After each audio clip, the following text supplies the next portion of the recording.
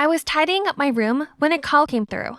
Oh, my big sister! She lives with Mom, so I've not seen her in a year. Blair, it's been a hot minute. How have you been? Hi, Kiernan. Well, not so good. Mom left. Oh no, what happened? Then Blair told me it's due to Mom's debts. She had run away from the loan sharks and left my sister behind. That's awful. So I told her to come to Portland and live with us. She agreed to come, but then I realized that Blair staying here wasn't really down to me. Oh well, it's not like I could leave her in danger, right? So later over dinner, I told my family about Blair's current situation. Oh, how terrible. Yes, Blair must come and stay. Yay! Their kindness didn't surprise me as my stepmom and stepsis, Chrissy, have been lovely to me ever since I moved in. You know what's even cooler? Christy is a rising teen pop star, but she's so sweet. We've grown super close, and she even told me all about her secret boyfriend, Damien. They'd been together long before Chrissy became famous, and had since kept their relationship out of the public eye. This is so exciting! I haven't seen Blair since our parents split. This guest bedroom is going to be hers, and we're living under one roof again. Blair's basically my alter ego. She's pretty, outgoing, and popular, while I'm more of a homebody. Come to think of it, I see a lot of Blair and Chrissy. They're both so extroverted and confident. They'll get along just great.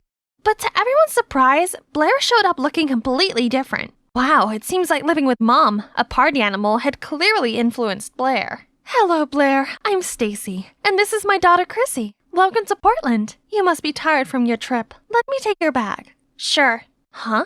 Doesn't it seem like everyone's excited about Blair's arrival, all except for Blair? Maybe she's just tired.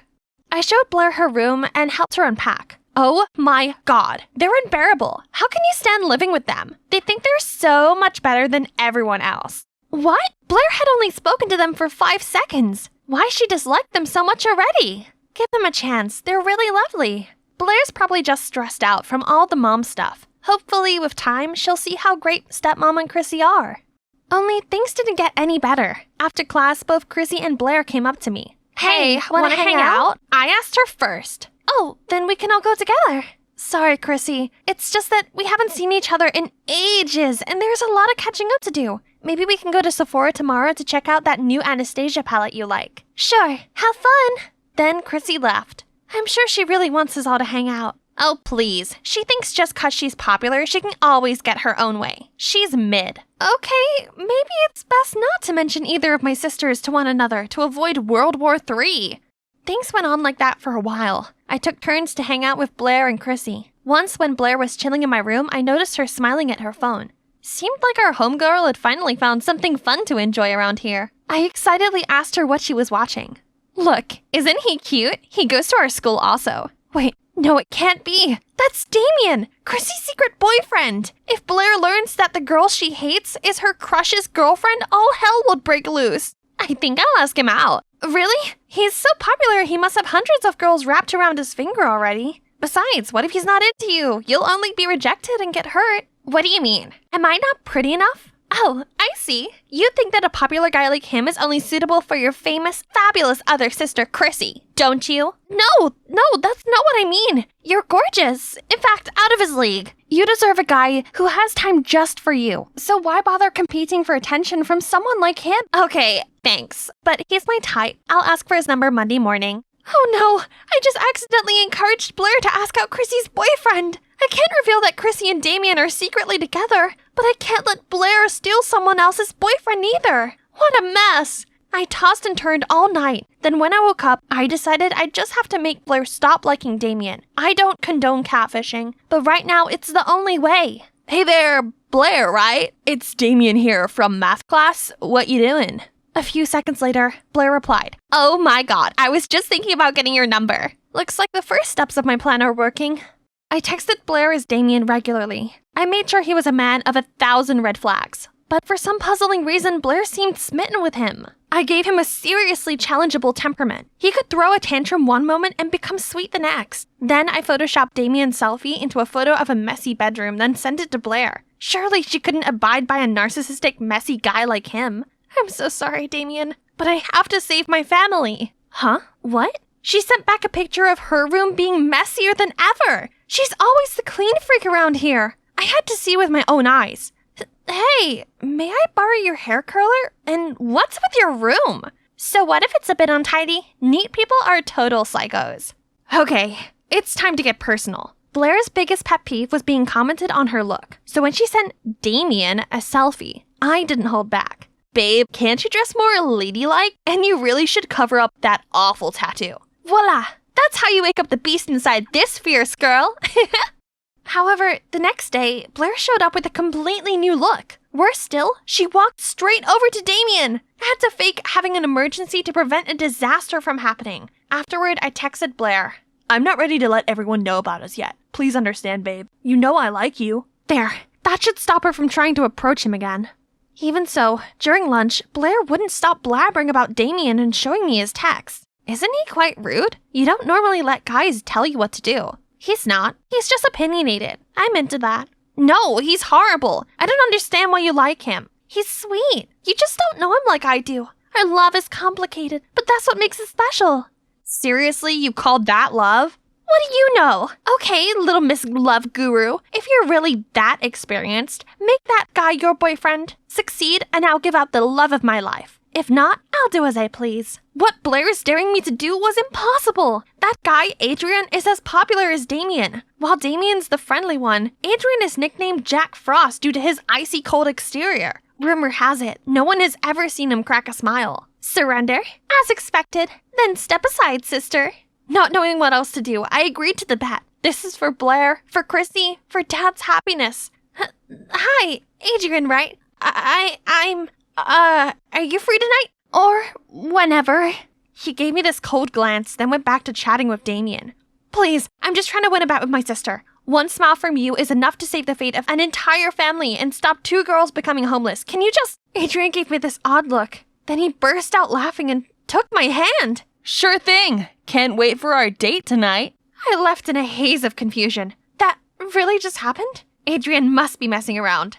But nope, he actually showed up at my doorstep that evening. This meant I'd won the bet, right? So I called Blair over to show her, but she just brushed it off. That proves nothing. Talk to me when Ice Boy professes his love for you. Man, I guess this means I'm going on a date. The tension in here was palpable, so I decided to break the awkward silence. Hey, where are we going? I mean, this isn't actually a real date, is it? It's definitely real. You insisted. I must have looked so dazed that he continued. Don't worry, I'm not messing with you. Anyway, I think you'll like where I'm taking you. I used to think he was incapable of smiling, but turns out he looks even cuter when he does. A drive-through cinema? Wow! I'd seen these in old movies, but I had no idea it still existed. So, what's the deal with your sister Chrissy? You mentioned a bet? You know that Chrissy is my sister? Of course, it's not exactly hidden. Besides, I'm friends with Chrissy's boyfriend. So, you know? Yep, there's no secrets between me and Damien. And don't worry, I have his back. So, can you answer my question now? I like this different side to Adrian. So before I could stop myself, I told him how the bet wasn't with Chrissy, but with my other sister, Blair. And I was catfishing Blair as Damien to protect my family, but it's barely working. Whoa, that's intense. Secrets make things complicated. Life sure would be easier if we could just be ourselves. So, why did you decide to go on a date with me? Don't you think it's weird? No, not really. Beats how girls normally ask me out. I arrived home feeling on cloud 9, but then I walked past Chrissy's room and saw her upset. I asked her what's going on. It's Damien. He wants us to go public, but I told him I'm not ready yet. I like having this part of me private, and I don't want Damien to be open to backlash and scrutiny. But he didn't understand and thought I was embarrassed of him. Oh, Chrissy, what a pain. Give him time, I'm sure he'll come around. But the school performance is in a few days. How am I supposed to take the stage in this state? I hated seeing Chrissy so downhearted like this. And I thought about Adrian and what he said during our date about honesty. I don't know much about the pressures of fame, but I do know that your feelings for Damien are real. I don't think love is something that you should hide. Honesty is the best policy. It might be hard at first, but you can get through it together. Now, come to my case, I should also follow my own advice and put an end to my catfishing before it gets out of hand. I tried hard to think of the best way to break this to Blair while we were walking to school the next day. After much hesitation, I pulled her aside before entering school for a talk. Only, before I could get to the main part, Damien walked past and oddly, Blair didn't do so much as to blink. Seeing my confusion, she said, Yesterday, he ignored all of my messages. You're right. I deserve someone better. Anyway, what did you want to tell me? Oh, my date with Adrian was amazing. It all happened because of you. So, thanks. And sorry about Damien. It's okay. That's strange. Did my smitten sister really just give up that easily? But anyway, at least it's all over now. And I don't even have to come clean anymore. The day of Chrissy's performance arrived. Me, Adrian, and Damien had backstage access. Actually, I'm here for emotional support as Chrissy is about to tell everyone about her relationship with Damien. This is a surprise for Damien too. He just thinks we're here to get a better view of Chrissy. She slays the performance and the audience adored her. Thanks everyone. Thank you so much. Actually, today is an extra special day because I have something. But suddenly Blair stormed onto the stage and snatched Chrissy's mic. How about making it even more special with this breaking news? Everyone, she's had a secret boyfriend all this time. She made the poor guy hide in the shadows so she can keep her squeaky clean image. She's lied to you all for years. Is someone like that worthy of your support? Blair ran off as soon as she finished. Boos start coming from the crowd. Many people began commenting on the situation in true TMZ fashion. What is this, 2009 VMA? No way! My Chrissy is taken? Meanwhile, Chrissy had a panic attack and froze there on the stage. I didn't know what to do. Neither did Damien. Luckily, Adrian kept calm and grabbed the walkie-talkie, connected to Chrissy's in-ear. Chrissy, listen to me. In times like these, there's only one way out, and that's confronting the truth and taking back the narrative. I looked at Adrian and realized something about my own problem. More on that later. For now, let's see how Chrissy handles this. Well, there goes my big reveal. Yes, I'm in a relationship. But I only kept it quiet because I wanted to separate my personal life from my professional one. Being a public figure and a teenager at the same time is not as easy as you might think. So I didn't want to drag my loved one into that life too soon. On reflection, maybe this wasn't the best way to deal with this. I won't hide anything from my fans anymore, and those who truly support me won't judge or speak badly of my decision. Everyone, I want you to meet Damien, my boyfriend. The audience went wild! Aw, this is so cute! But I still had one more problem to deal with. Blair! I looked everywhere and finally found her hiding under the bleachers. Blair, it's just me. Please come out. I started to talk about what just happened, but Blair didn't want to hear it. I know everything! You tricked me because you think I'm an idiot. La la la la la la! I let her finish her outburst and calm down. Then I apologized and told her the truth. I only did it because I didn't want you going after a boy who's already taken. I know I went about it in a completely wrong way. But I just wanted to keep our family together. I love you, and I don't want to be in the middle of your jealousy towards Chrissy anymore. If you just gave her a chance... You could have just been honest with me! This is all because you prefer Chrissy over me, don't you? No, of course not. I just wanted to protect you, and for there to not be any more conflict between you and Chrissy. I'm so sorry. Please forgive me. Actually, I'm not jealous of Chrissy because she's famous and gorgeous. It's actually because you guys are really close. We used to be that close when our parents divorced, and now it's like I've been replaced. Blair's honesty touched me in the feels. I gave her a big hug, but then realized that we weren't alone. Actually, I'm jealous of you, Blair. You're all Kiernan ever talks about, and I feel that, even though we're close, I can't compete with her real sister. Oh, so the tension between them wasn't just over a boy. It was actually over me. To me, you're both my real sisters, and I love you dearly. Come on, sisterly cuddle. Oh, by the way, how did you know that I was pretending to be Damien? I overheard your conversation with Chrissy. It didn't take much digging around to figure out it was you texting me, not the real Damien. While we're at it, I find it worrying you were still into him after all those red flags. In future, please let me vet your dates first. You're too easily blinded by good looks. Oh dear. That's why us girls have to stick together, especially when it comes to boys. Hey, what's the matter with you? Don't think you're better because you help everyone you see. Oh, so now we're being honest? Fine, my turn. I didn't listen to what everyone said about you and still became your friend. Turns out they're all right after all. Like father, like daughter. What are you talking about? You knew everything? Yeah, I'm not dumb. And that's not all. Now I finally believe my dad died in that fire because of your dad's negligence. His dad was among the victims in that fire? My feet wouldn't move, and my muscles were constricting from shock for a while before I could drag my heavy heart and crumbled thoughts to somewhere else. I'm sorry about his dad, but I'm in pain too. It's not just because the boy I like was cruel to me, but also because, as it turns out, he's no different from everyone else. devastated, I unknowingly brought myself to the gymnasium. Wait, my self-defense club? They're still practicing? Wow, hard at work already. Amazing. Shut up! Why are you even here? Then their insurrection began. Just quit already. We're not here to entertain you. Your careless, irresponsible behavior has said enough. You don't even know why we need to learn how to defend ourselves. You never cared about us in the first place. Don't even bother pretending. Leave. Okay, fine. I won't stay where I'm not welcome. Bye, then. Home at last. I was gonna take my frowny face straight to my room, but couldn't hide it from Dad. Sweetie, why the long face? How are you so cheery all the time? Life's beautiful, and we get to see it every day, no? I hate it.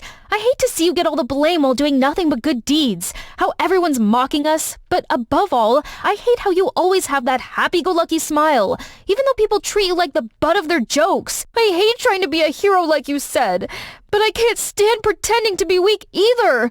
I hate everything! Honey, they might think the worst of us, but that doesn't mean we have to be so pessimistic and indifferent. Then we're no better than them, aren't we? You can't change the way people see you or be anyone but yourself. Perhaps one day we might manifest something good to the universe. But first, we need to be good people. His words actually woke up something in me. Was I wrong about everything all this time? In the following days, Aaron and I ran into each other a couple of times, but we both avoided eye contact. That one's a dead end, but a boy is not my biggest problem. Now I want to flip the script and start over. But from where? I know. But wow, everyone immediately got their torches and pitchforks ready at the sight of me. Good afternoon, y'all. What you said the other day got me thinking, and I'm sorry. I want to help, for real. Of course, only if you want me to. Come on, I'm already at the bottom. Give me a chance to go up, huh? No loss for you anyway. They seemed convinced, so I got down to business right away. What? You're already cowering? I only swung my arm. Looks like what they've been practicing wasn't working, so I decided to put them on a strength-building regimen alongside one-on-one sessions with me. On top of that, I built each member's profile detailing their weaknesses and how they should be improved. Most of us aren't tall or athletic.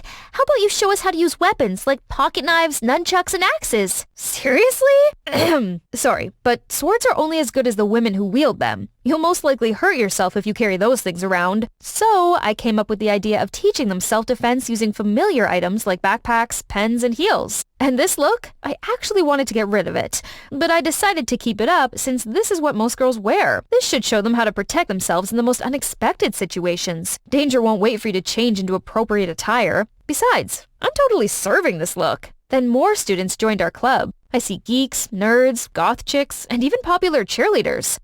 What brought them here? Hazel once mentioned that they all had a reason to learn self-defense. So I decided to sit everyone down one day. Alright, no practice today. I want this club to not only empower us girls physically, but also be a safe space to, talk about ourselves and our problems. Okay, who wants to go first? I broke the ice by sharing everything that's wrong with my life, why I had such a slappable face, and all things false about my family that everybody liked to say. The girls seemed quite bewildered, then began contributing to the conversation. Well, for me it's my mom. She got divorced recently, and now she's doing really questionable midlife crisis stuff. I mean, she can do whatever she wants, but I'm still very angry with how she's handling things. So my therapist said I should take up some physical activity to deal with my anger issue. It seems to work, so far. I feel powerless at home too, so I thought learning how to fight would give me the strength I need to stand up against my stepdad. Yeah, I felt helpless many times before, like whenever I reported my stalker to the police, and they said there's nothing they can do. But practicing with you guys made me feel strong and confident, no matter how brutal it can be. Totally. With what we learned here, I felt like one day we could both reverse stalk our stalkers. Jeez. I only wanted to take advantage of these poor girls at the beginning to get out of trouble, and almost abandoned them. What was I thinking? And since then, they'd all got stronger and seemingly more confident through each lesson. Every girl had several bruises, but the brightest smiles were always on their faces. We must have looked like the happiest thugs. One day, when I was enjoying my meal, Betty came and said she wanted to have a word with me in private. I put aside our differences, but then she said this. I'll cut to the chase. Your violent little club is getting more popular and taking away people's attention from what's truly important. Me, my campaign. I don't follow. We exist in completely different spaces.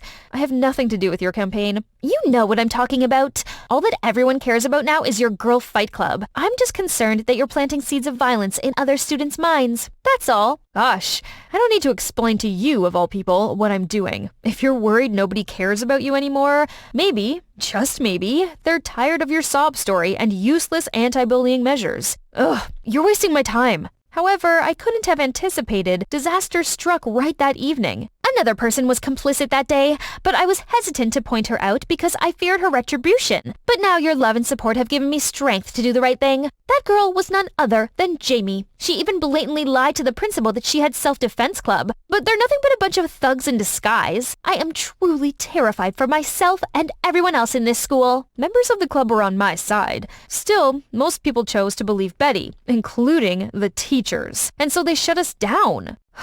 Am I on the right track after all? Or should I just return to my old, quiet life? The next day, the whole club came to comfort me. Don't cry because it's over. Smile because it happened. Never mind her. She already had her army of simps go to war with Team Betty. But from the bottom of our hearts, thank you. I couldn't have done anything without you guys. It's my fault the club shut down. Jamie, we became fighters thanks to you. You're a real one. I was walking home, feeling much better than yesterday, when I saw the last person I want to see, Betty, who's with her bullies? Betty, you okay?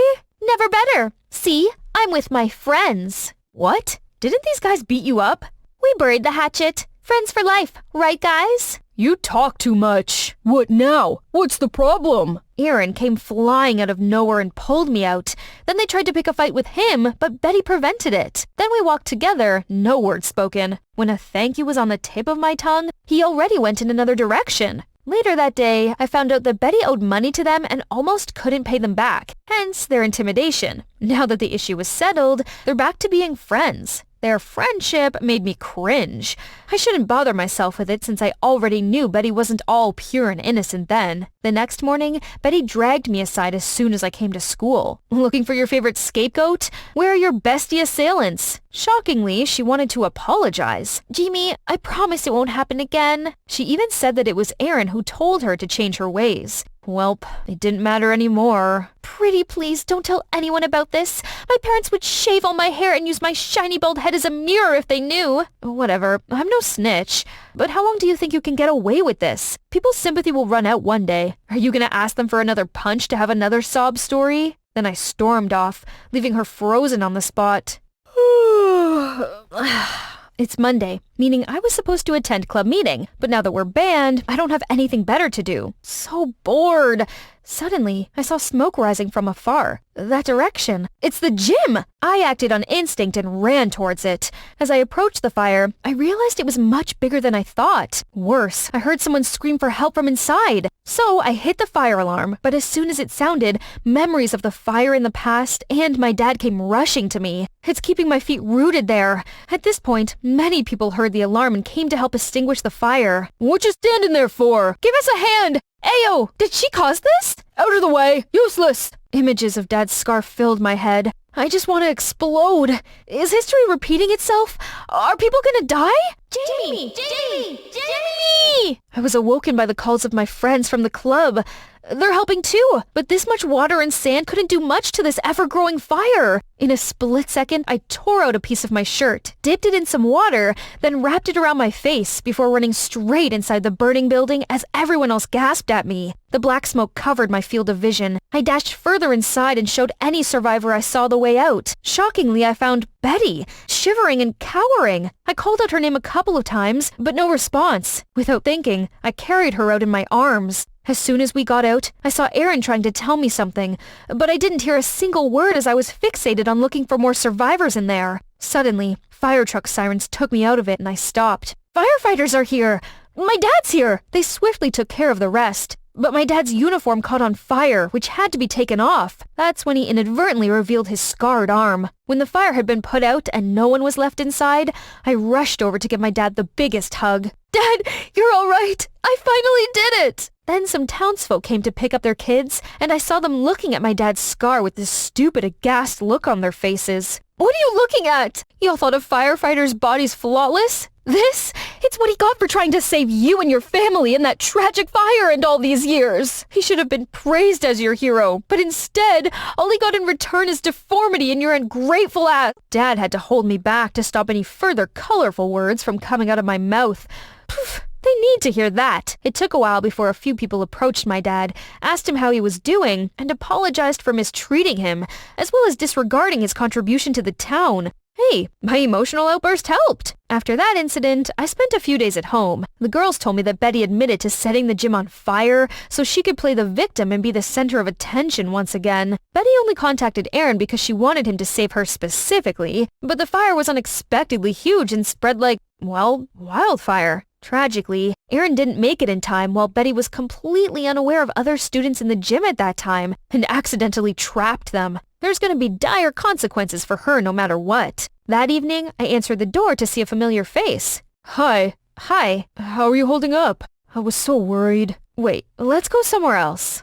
I didn't take Betty's text seriously until I heard you running into the fire. Please forgive me. I'm sorry about the last time we spoke. I was so angry I said all those wrong things about you. I'm very sorry about your dad as well. It's okay, and my family and I should have been thanking your dad and his team. Without them, my mother wouldn't have been around now. That's alright. I wasn't being completely honest either. The truth is, I know. Ever since the day we fell out, I kept an eye on you still. I know that's creepy, but I just wanted to know how you're doing. Believe it or not, I secretly came to your self-defense club a couple times and saw what good deeds you're actually doing. And now, would you give me the chance to get to know the real you? Bro, you're sure you want to know me? I've seen that you're more than willing to ditch me and help just about everyone in need, and I'm tired of that. Besides, aren't you into nice, cute, petite girls? Says who? Is this about what I said in English class? It's just so the girls would stop.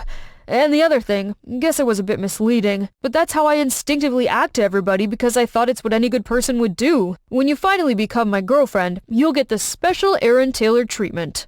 That's still not my biggest achievement this school year. I got to be friends with these amazing people. And even though I'm not a true hero, I found a way to help them overcome some of their problems. Would you believe it? I was really happy I did that, and I would be happy to do it again. Hey, I'm Esther of the rising TikTok channel at Aesthetic, where I share my passion for fashion. Look at my newest design. Cool, huh? Who would have thought newspaper was a great material for making dresses? I was trying one on and posing for photos when I heard a knock on my door. That's my mom and dad. Esther, we have some good news. We're moving. What? I'm being transferred to another branch in San Francisco. Can you believe we'll be living in that sunny city? No, we can't move. I'm a senior already. All my friends are here. Mom! Just get over it and start packing. This is our one chance at a better life. Why can't they understand that I'm not simply shy, but actually have major social anxiety? It's a real thing that I can't just get over. That's also why my 2 million TikTok followers still haven't seen my face yet. I could barely handle the stress from across the screen, never mind being alone in a brand new school full of strangers. Oh gosh, this place must be twice as big as my old school. It's gonna take forever to find the bathroom. Man, it feels like 1,000 eyes are on me. Or maybe not, but I can't risk looking around. What if someone makes eye contact? My palms are sweaty, my heartbeat is so loud I can hardly hear anything else. But then, some hot couple walked in and literally ate up the entire hallway's attention. Good, surely no one would notice me now.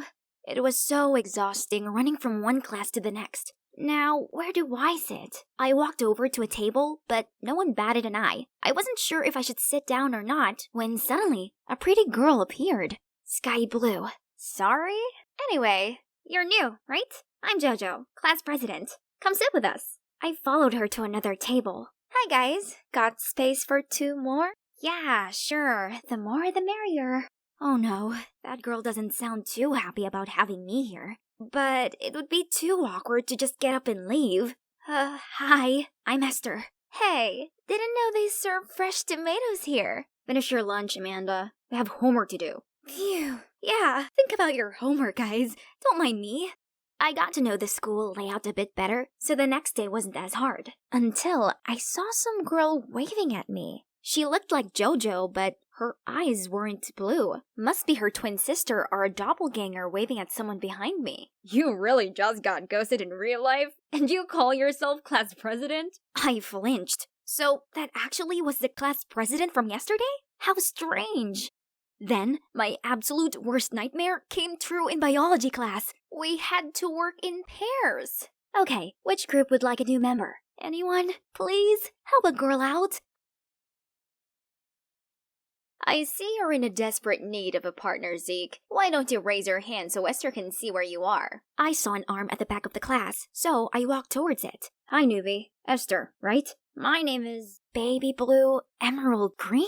Hey, do my eyes look funny to you, new girl? Jeez, I didn't mean to upset him, so I ended up explaining that I'd had issues with eye contact since I was little. So my mom made me pay attention to strangers' eye colors to make it seem like I looked them in the eye. She even asked me what color their eyes were afterwards to make sure I did what she asked. Well, even though I did, that trick never actually helped me get over my social anxiety. In fact, I usually only notice other people's eye color, not their names or how the rest of their faces look. You're weird, but I believe you. I don't like interacting with other humans either. They tend to pick on me because of my eyes.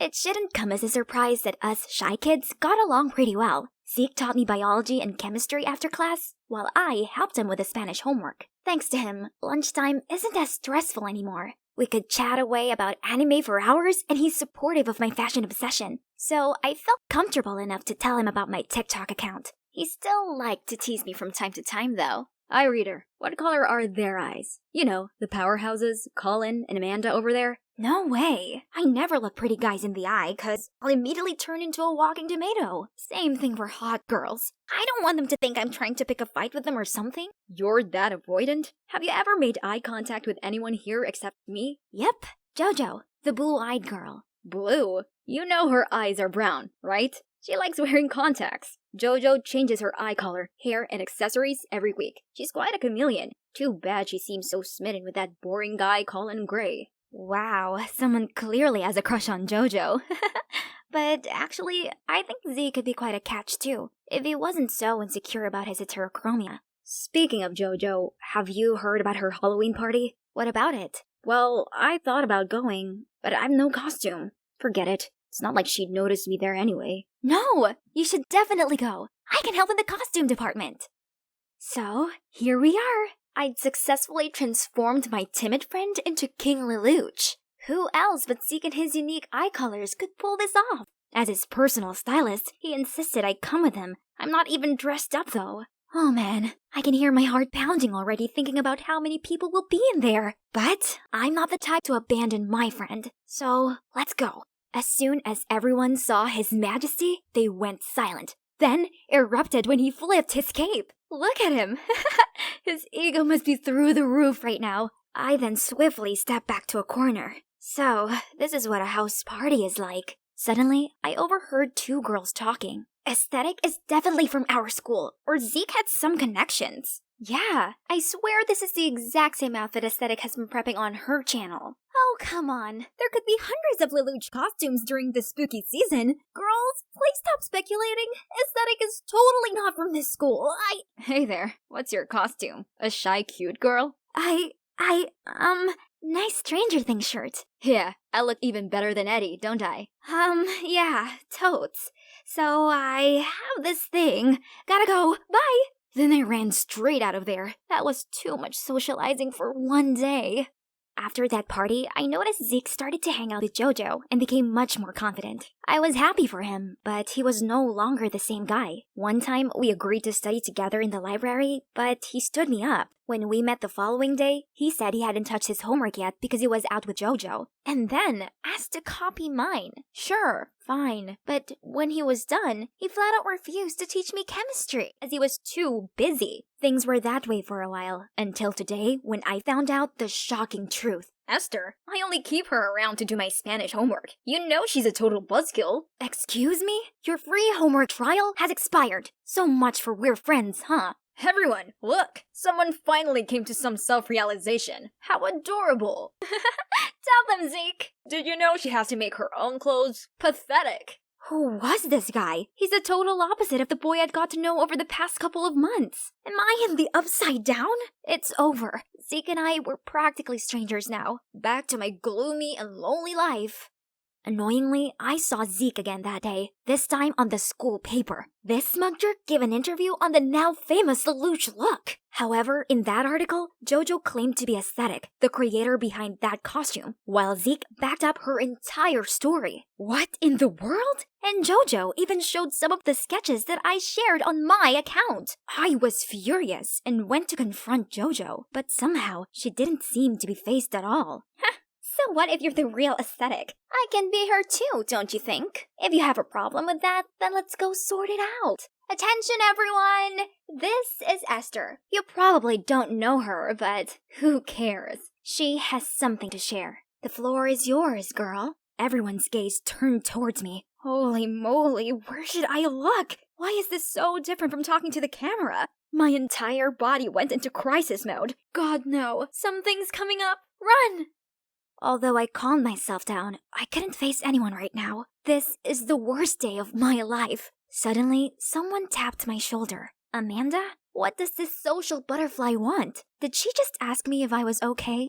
Okay? No, I'm not okay. Why is it that girls like you and JoJo, who already have everything, always want to take away everything? Hey, I'm just trying to be nice here. If it wasn't for my silly little friend... What? What are you talking about? Never mind. Sorry, but you don't seem okay. Come with me. I think I know how to make you feel better. Come on. Skipping one class won't kill you, but bad mental health will. I wiped away my tears and went with Amanda, even though I barely knew her. But she had a point. The last thing I need right now is a stuffy classroom. Here it is. Go inside. There'll be someone who can help you. That's weird, but alright. I stepped inside, and it was like being hugged with the smells of wood and paper. It felt healing, for sure. I was browsing through the store, then saw Colin walk over. Startled, I stuck my face into an empty slot on a bookshelf to avoid him, but...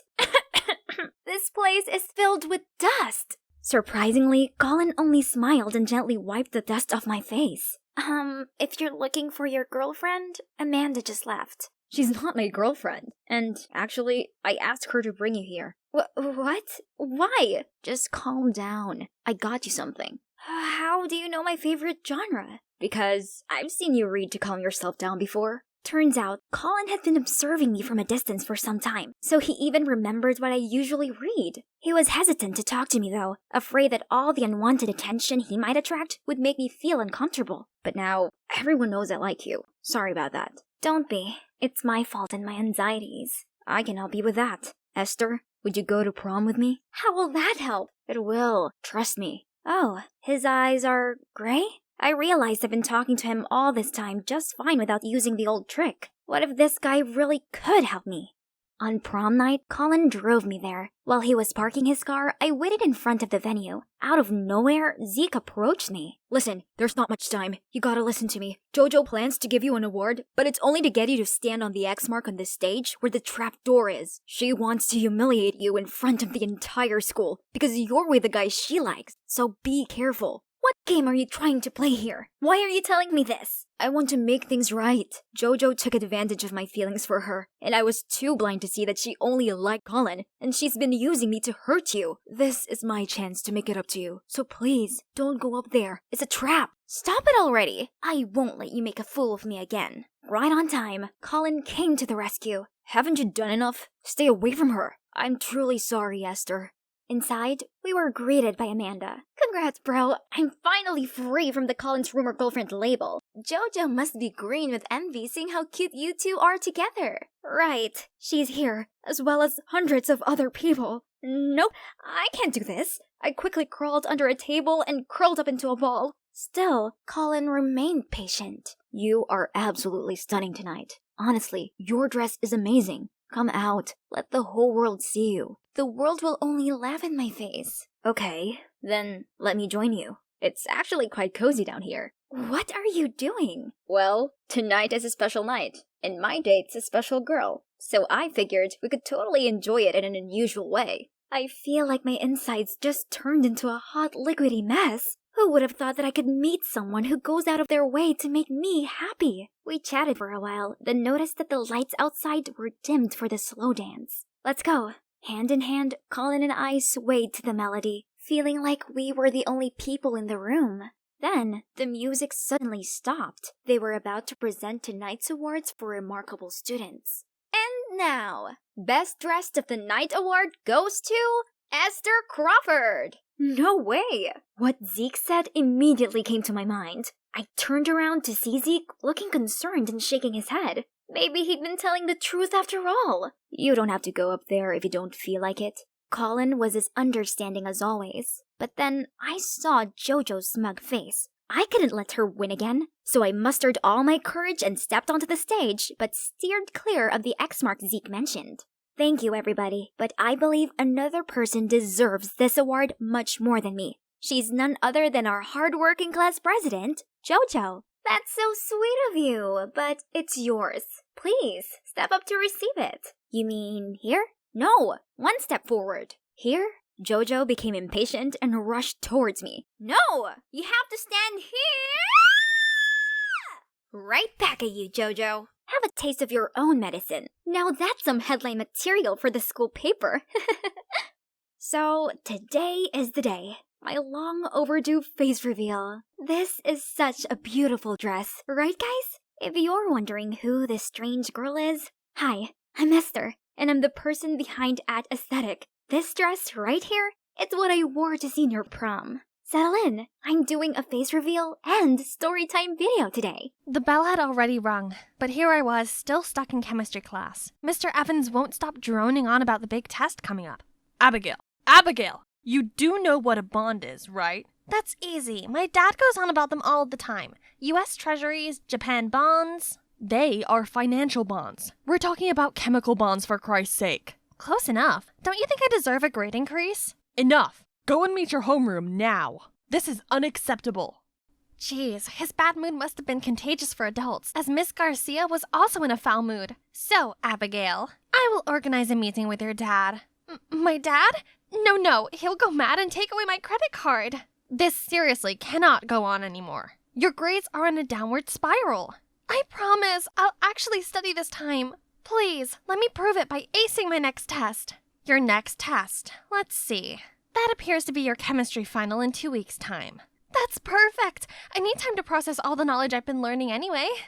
And, phew, crisis averted. Now, where's Norma? I need some retail therapy with my bestie. So I have 2 weeks to work this out. I mean, you can probably cram in quite a bit within that time. No, Norma, I have to figure out what I need to buy before my dad locks the card. Right then, a nearby waiter suddenly tripped and spilled orange juice onto Norma and her newly brought Chanel bag. Oh no! But to my surprise, she just smiled and dismissed the waiter. What was that, Norma? What's got into you? Love, I guess? It's still early days, but I'm in love, Abby. Isn't the world so dreamy and beautiful? You are kinda happy? Hold up, Mrs. Garcia is single. If I found someone special, then she'd be too distracted to call in my dad for the meeting. Yeah, I guess. Or, you could actually study. Don't be ridiculous. Mr. Evans is single too. 2 birds, 1 stone. So the next morning, I joined Mr. Evans' chemistry club to spy on him. Wanna hear a joke? What do you think 0 says to 8? Nice belt! Hey girl, can I be the photon to your electron and take you to an excited state? Please, somebody save me already. Yo, Callum, you're late to the party. We're having a blast over here. Are you coming home with me or Mrs. Garcia today? Miss Garcia? Hi, Hank. My mom's staying late at school today, so... This Callum guy is Miss Garcia's son? I sure came to the right place. Mr. Evans then gave some boring lecture about states of matter. After drawing a whole maze of weird symbols and stuff on the board, he asked if anyone had any questions. Here comes my chance. Oh, good. Curiosity is the gateway to knowledge. Go ahead, Abigail. I was wondering if you like tea or coffee? Oh, and also, are you more of a dog or cat person? Can you please pay attention to the lesson? Callum, as a top student, I think you can help her. Of course you will, Mr. Evans. Poor guy, he's totally oblivious that he's been chosen for my master plan.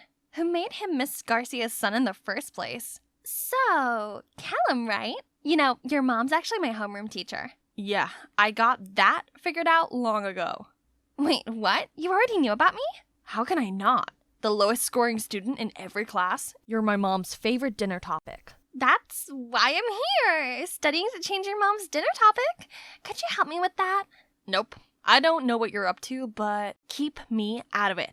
No way I was letting this plan fail. So I decided to follow Callum to the library after school to learn more about Miss Garcia.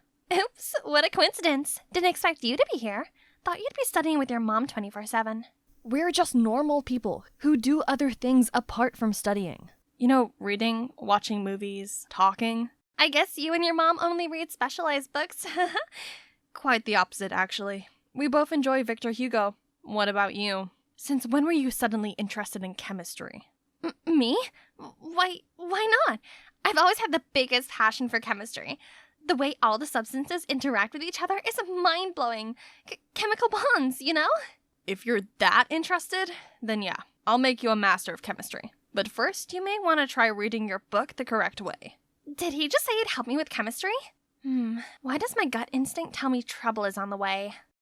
I came home with Callan's precious piece of information about his mom and forged the cheesiest love letter, well, on behalf of Mr. Evans, of course, and made sure to hand-deliver it. Who knew someone as strict as Miss Garcia had a soft spot for Victor Hugo romance novels? From my hiding spot, I saw Callum open the door and get the letter. Okay, first bird down. The next morning, I was excited to peek into the teacher's room to check on Miss Garcia. But why is the principal here? And in his hand is the love letter. Ye who suffer because ye love, love yet more. To die of love is to live in it. From David. David Evans? Sorry, Mr. Brownies. That's actually my, literature assignment. Wrong address. How in the caramel fudge did this letter end up here? Callum obviously got the letter. I decided to sneak the letter directly into Miss Garcia's bag afterward. Better safe than sorry. In the following days, I needed to send Mr. Evans the other love letter too. Only Callum was a little too determined to turn me into a chemistry master. He made sure I got the notes imprinted in my brain, questioned me on the topics like an FBI agent interrogating a hard case, and even had his eyes fixed on me every time I carried out the experiments.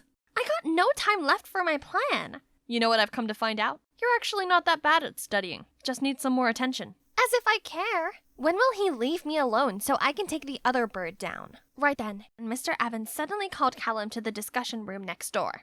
Gotta go. You can finish the oxidation. Remember to measure carefully and not take your eyes off of it for a second. Don't sweat it. I've got this.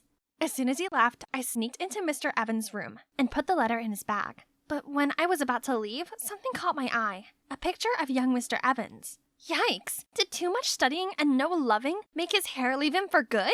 He has a lot of books in here. Some of them are by Victor Hugo! Ha! Seems Mr. Evan and Miss Garcia are made for each other. Oh, sugar! The experiment! I ran back to the lab and poured all the substances in, but it was weird. What did I tell you? All the time spent on this experiment, just to see it burn. Oh, wait. What is this purplish substance? Mauve! We've accidentally created mauve instead! You're so brilliant, Abby! Didn't really know what was going on, but are those my cheeks I can feel blushing? What's gotten into me? Didn't know you two are progressing that fast. Maybe keep it down a notch in public. Seeing Hank made us both turn cherry red and jolt apart. It was just a joke, but somehow my heart was flipping. After the incident, Callum didn't seem so annoyed with me anymore. Instead, he was kinda caring. He would patiently explain things I didn't understand and clean up after our experiments. Talk about having great chemistry together. Literally. The 2-week mark soon arrived, but strangely all the questions were not hard at all. I know all of the answers. They're all on topics I covered with Callum. Later that day, I was walking when Callum zoomed over to me. Mr. Evans said you passed the test. I knew you could do it. Abby, if you'd like, do you want to go out for a movie? Abby, shocking news! I just saw Mr. Evans and Miss Garcia holding hands in the school garden. Things are progressing. Norma and I both turned into excited dolphins when Callum's happy expression fell. What are you talking about? My mom with whom? Mr. Evans, you should thank Abby. It was her plan to get your mom a new boyfriend. The plan? Is that what you call it? Passion for chemistry? So what? It worked, didn't it? This isn't gonna happen. No way. What's your problem? Why don't you want your mom to be happy? Talk about selfish. Callum couldn't answer and huffed off. He's been ignoring me ever since. And me? I decided to find a new lab partner. Well, if Hank would quit getting in the way. Why did he always poke his nose in? I gave Hank a dirty look, but he just pushed Callum toward me. You two are welcome.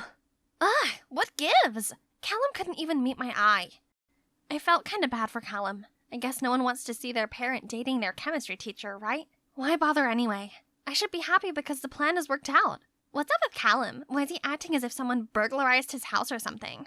Actually, Callum's dad walked out on them a couple of years back. Since then, he swore to never let anyone hurt his mom again. That's why he's so against your matchmaking plan. That explains a lot, but wait, how did you know about the matchmaking plan? Hank started to sweat bullets while Norma constantly winked at him. Hey, are you guys hiding something from me? Don't tell me. No, we're not dating. We're... You said it yourself, idiot. That makes sense. The next morning, Miss Garcia suddenly got sick, and this Miss Flowers came in to cover. Different from our strict homeroom, Miss Flowers didn't teach much and seems pretty chill with whatever we do in class. Great, huh?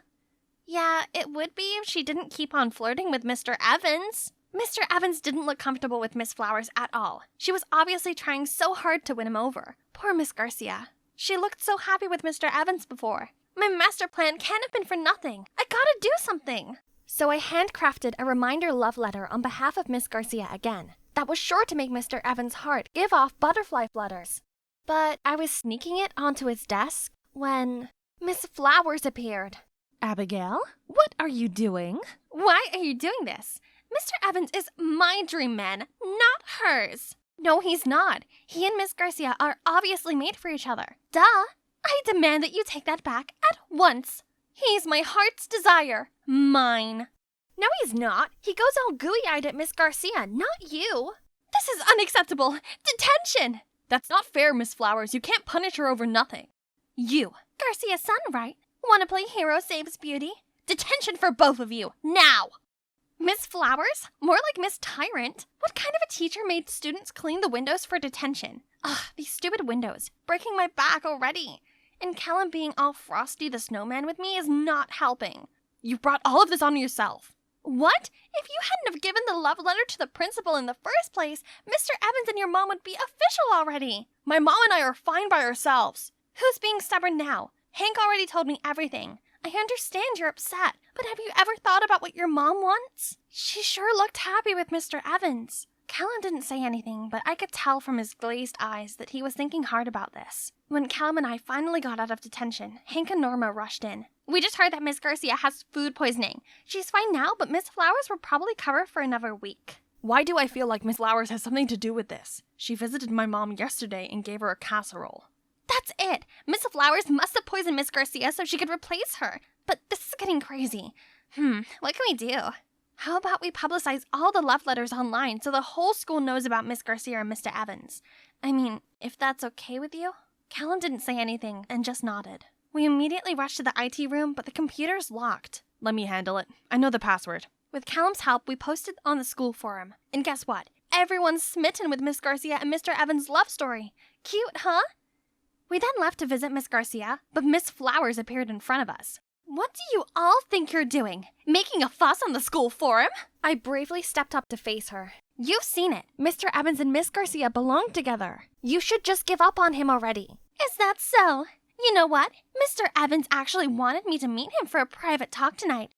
And as for your homeroom teacher, guess what? That position will be mine full time. I'm afraid you've got it all mixed up, Miss Flowers. It's Mr. Evans, followed by Miss Garcia. We asked you to come to talk about Miss Garcia's food poisoning. That's right. Earlier today you visited me, asking me if I was ready to come back to class tomorrow. You were very kind and even brought me homemade food. Little did I know that this was a deliberate attempt for you to make me sick. Luckily, Mr. Evans dropped by just in time to get me to the ER. And now you're talking about taking my place? No way! But the students clearly love me more anyway. They hate you because you always make them study. Just then, everyone started booing her. Miss Garcia is strict, but at least she's serious with teaching and always makes sure we study. You don't teach us anything. That's right! And we all know about Miss Garcia and Mr. Evans already. You're just being a third wheel. No! This can't be true! David, tell these kids that our love is as bright as the sun and that we're soulmates. I know you love me. Tell them! David, tell them you love me! Tell them! Unfortunately, my heart has always belonged to Miss Garcia. I was nervous about sharing my feelings with her, but fate brought us together, and now I couldn't be happier. Miss Flower's whole expression wilted. Ha! She burst into hysterical tears and ran off. Mom, are you okay? I'm sorry I wasn't there. I'm fine, Callum. Please don't worry. Thanks for looking out for my mom. Please, can you take her home for me? Mr. Evans nodded, then took Miss Garcia away. When there were only 4 of us, actually 2 of us left, Callum turned to me. You were right. It was so silly of me trying to stop people from falling in love. Because when you fall for someone, you can't help it. What do you mean? I mean, I think I've fallen for you. Augustine and I almost took down this fake Roblox plushie smuggling empire when the gang leader suddenly turned vigilant and ordered his members to armlock us.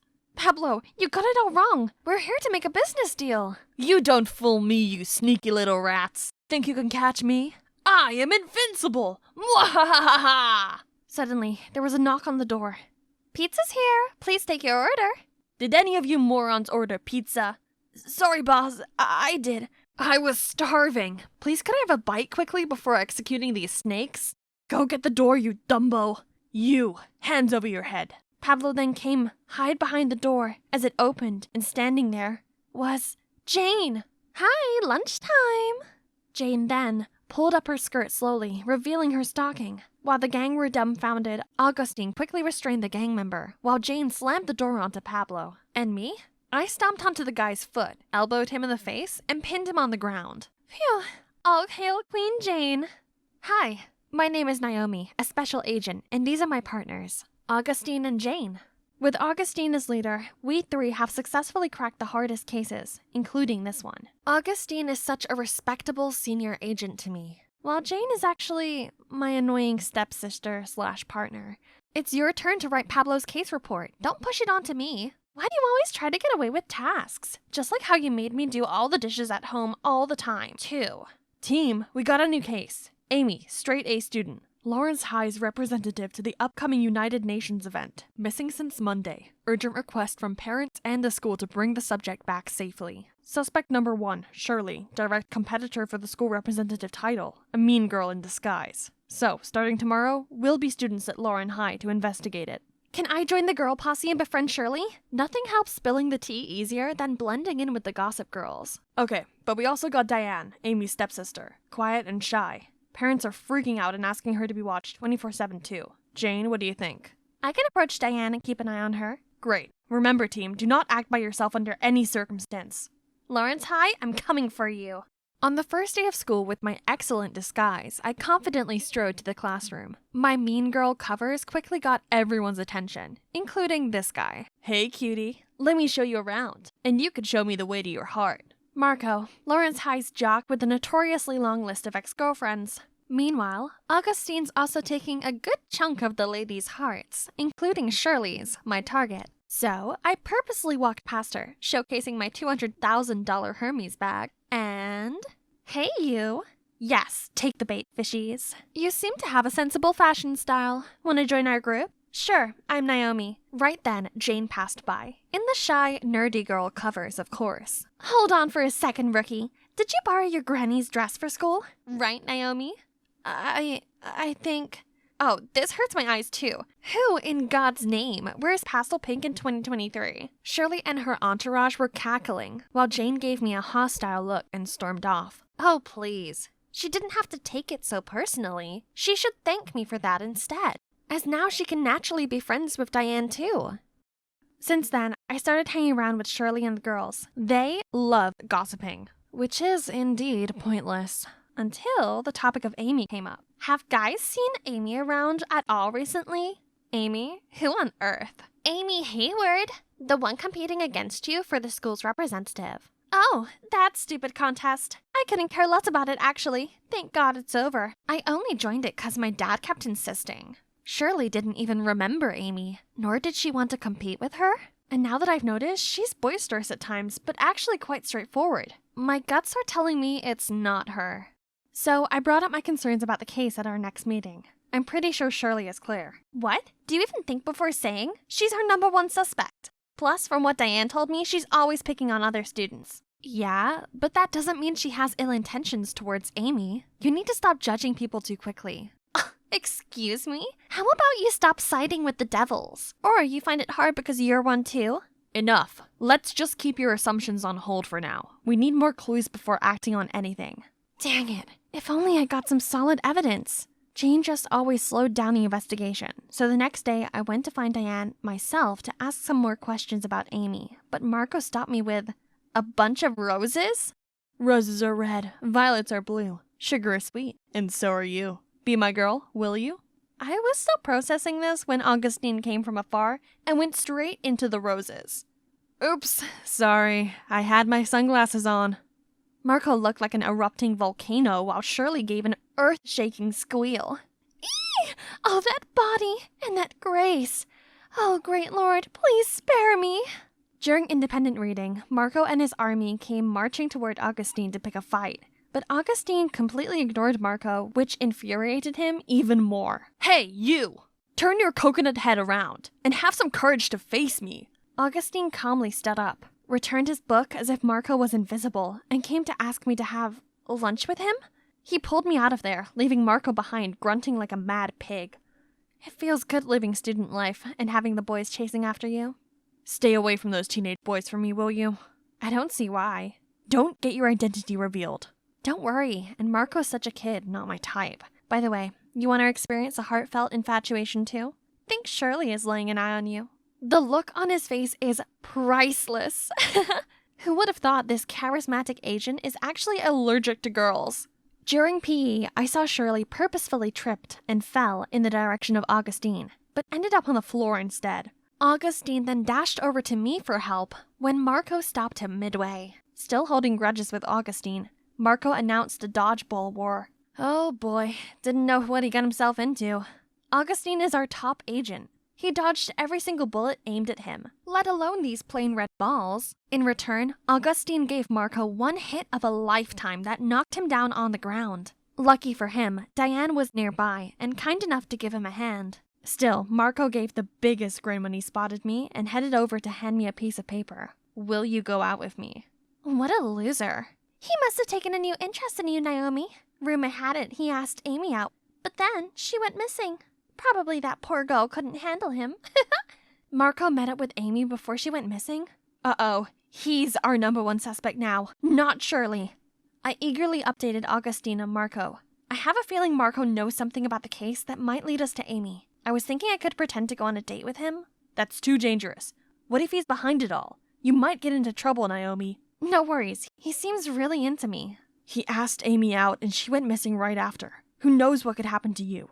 But he's the only lead we have now. Shirley is already out of the picture and I know how to protect myself if anything happens. Please? And yes! The time has come for me to end this case. During the date, Marco was so caring, but I was dying to know what happened to Amy that day. So, I heard you and Amy were a thing before? Nah, we never got together. How can you be so perfect? Are you an angel? I heard otherwise. Rumors had it you even went out with her. Let's just focus on us, why don't you? But I want to know more about you too. Fine. If you want to know it that bad, I did ask her out, but I never saw her that day. Her sister showed up instead. Sat there at a reserved table and said something about Amy wouldn't be around for a while. I thought they wanted to mess with me, so I just left. Diane knew Amy would disappear even before she went missing? Did Diane have anything to do with this? She might have been the very piece we'd overlooked from the beginning. I got to the office and saw Augustine fidgeting around. Are you okay? Did Marco do anything to you? I'm fine, and I got the biggest news. I then told Augustine and Jane everything and posed my doubts for Diane. Why Diane? She's just a vulnerable victim who gets picked on all the time. And you know by who? Shirley! She might appear vulnerable, but who knows what she's got inside. And you remember how she came to help Marco up that time? Now that I think about it, she was so worried for him. She obviously likes Marco. It's possible she might get jealous of her sister. Oh, stop! Not everyone is a jello like you. What? Team, this is getting nowhere. For now, let's just agree on keeping Diane close. Again, no one is to act by themselves. A jello? Just watch me nail this case before you do, Jane. The next morning, I saw Diane secretly watching Marco play basketball. I swear to God, Diane is definitely into him and involved in her sister's missing. But Augustine wouldn't let me do anything. That'd leave me with the only option, which is to keep Diane's activities on watch. Indeed, she's been acting very strange lately. She received regular phone calls and would get out of class, just to return with a troubled face. I decided to tail her that afternoon. She looked very suspicious and kept turning around to check if anyone was following her. She's definitely hiding something. We were walking for quite some time, passing a vast area of abandoned field crops, until she stopped in front of a shabby house. This is clearly not a building for residency. The whole place looked so torn apart, and even had traps everywhere. Thank God I had all that training back in the academy to spot these deadly traps. Suddenly, I saw a flashing shadow sprinting right across the room. I quickly followed and saw a door leading to the dark basement. Diane, or whoever was staying here, is not going to be simple to deal with. Oh no, it's a trap! If you dare move an inch, you're done. Now tell me, who are you? Are you from the Dixie Mafia trying to get back at me? Mafia? No, you got it wrong. I came to check on the electricity for this building. Please calm down. She's lying again, Mr. Gordon. I knew she was up to no good. Speak now if you want to stay intact. Oh, no. I should have listened to Augustine and not let my stupid adrenaline take over. Is this the end of my mission? The end of my life? Suddenly, there was a loud banging sound. FBI! Don't you dare touch her! It's Augustine! FBI? What? No, what's happening? Are you not from the gang? Jane was there for me too. She quickly took the bomb remote and turned it off. Fake bomb, are you kidding? I quickly got out of the trap safely. Special Agent Naomi Cooper, where are you hiding Amy? No, you got it all wrong. Mr. Gordon's Amy's biological father. How can he hurt her? I looked at Augustine and Jane, who were as shocked as I was. Mr. Gordon used to work for the gang, but he turned his life around. That's why he thought you were the old gang coming at him for revenge. Not long ago, he contracted a serious illness that needs a kidney transplant, and Amy is the only relative he's got left. You're telling me Amy agreed to give him a kidney? Then why are you here in the dark? Why hide? Because Amy's mom hated me and forbade me from seeing her, let alone giving me a whole kidney. But Amy is my daughter with a golden heart. Even though I didn't want to, she insisted on giving me a kidney so I could live on. If Mom knew about it, she would never agree. That's why Amy had to run away to have the transplant done with Mr. Gordon. Where is she now? Resting in that room. Don't worry, Mr. Gordon has been taking well care of her. Meanwhile, I helped bring them food and necessities. I quickly kicked the door open and saw Amy lying on the bed. What was all the commotion, Diane? Did you bring Dad some squash?